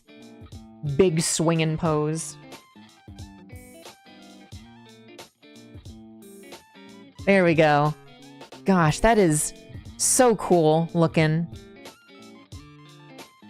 Very sick. Holy crap.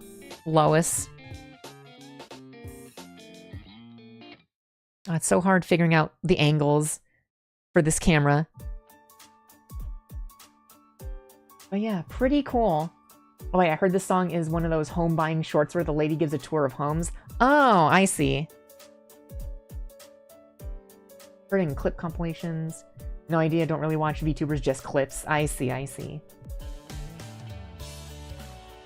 But yeah, really cool looking guy. Let's actually bring back... Let's actually fully transform Magiking again, just so we can get like a proper size comparison of how big he is to G-Quux here.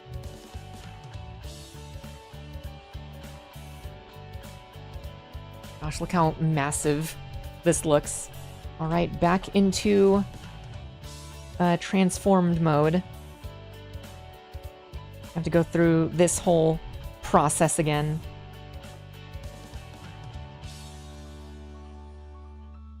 Alright, gotta split this butt in half. Good work on the mechas. Thank you, thank you. Alright, these legs. How did it go? Oh yeah. Swap out the arms. Stretch them out.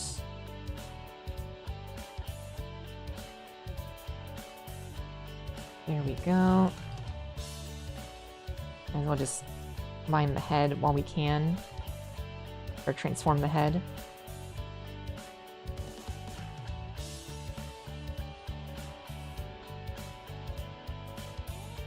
There we go. It's that part. And then to do the legs, how was it again? Turn them backwards. Right?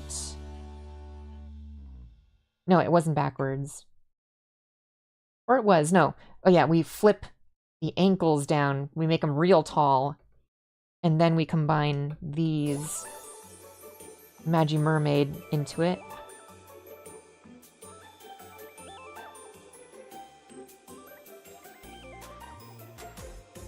Gosh, why does this song sound like a freaking Tomodachi Life song? Or I guess this just sounds like Japanese grocery store or like a Japanese store song kind of vibes to it.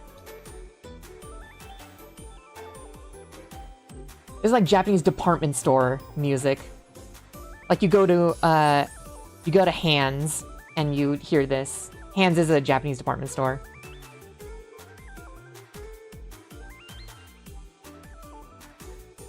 Yeah, let's just collapse the wings.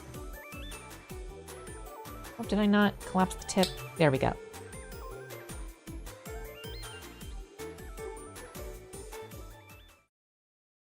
There we go.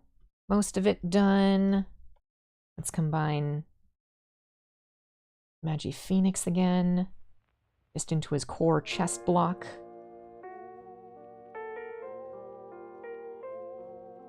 Oh, this is the ending theme. Who is this the ending theme to? Shoot. I forget who this is the ending theme to. Is this the ending theme to Scarla? I think this might be Scarla's ending theme.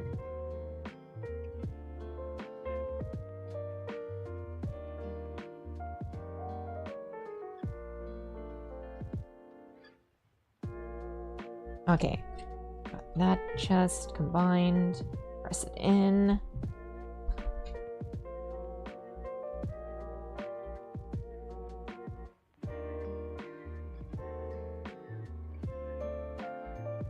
There we go. These guys have such large backpacks that they can just use that as like kind of like a stand.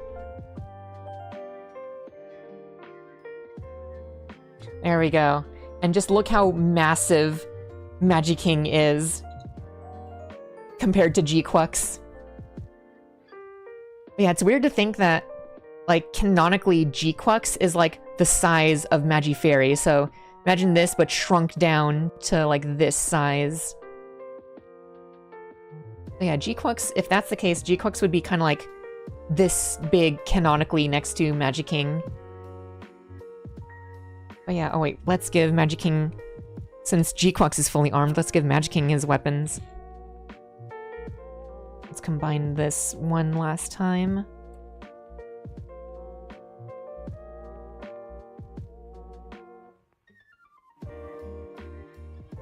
Oh, is it? Oh yeah. Combine it like this, if my fingers will allow it to combine.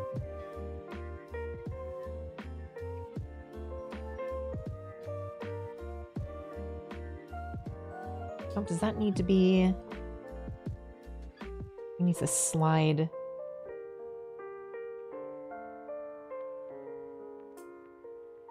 Or not. Okay, I'll just place it on top.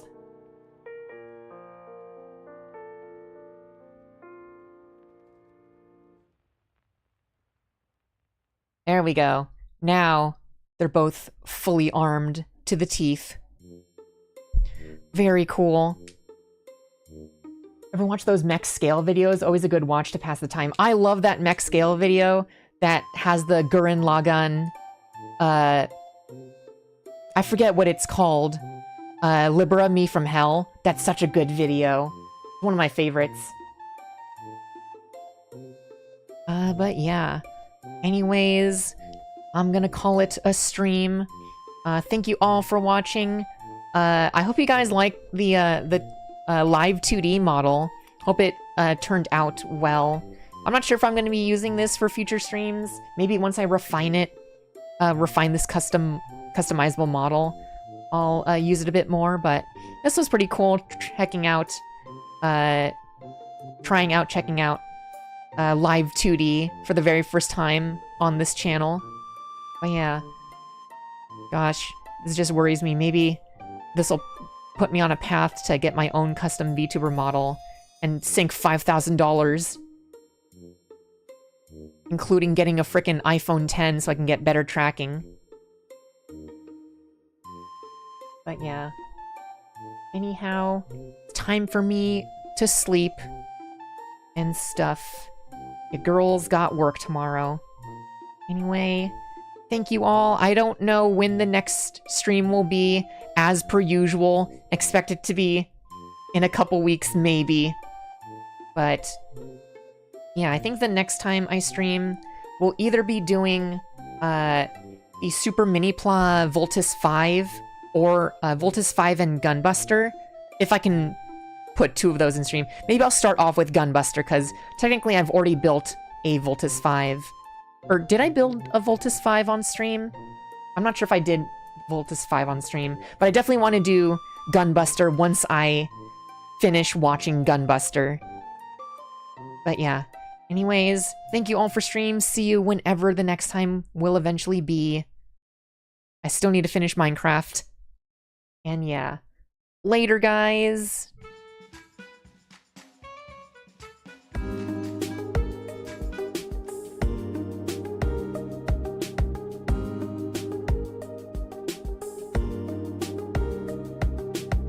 Oh no, I can't have combined chat on stream.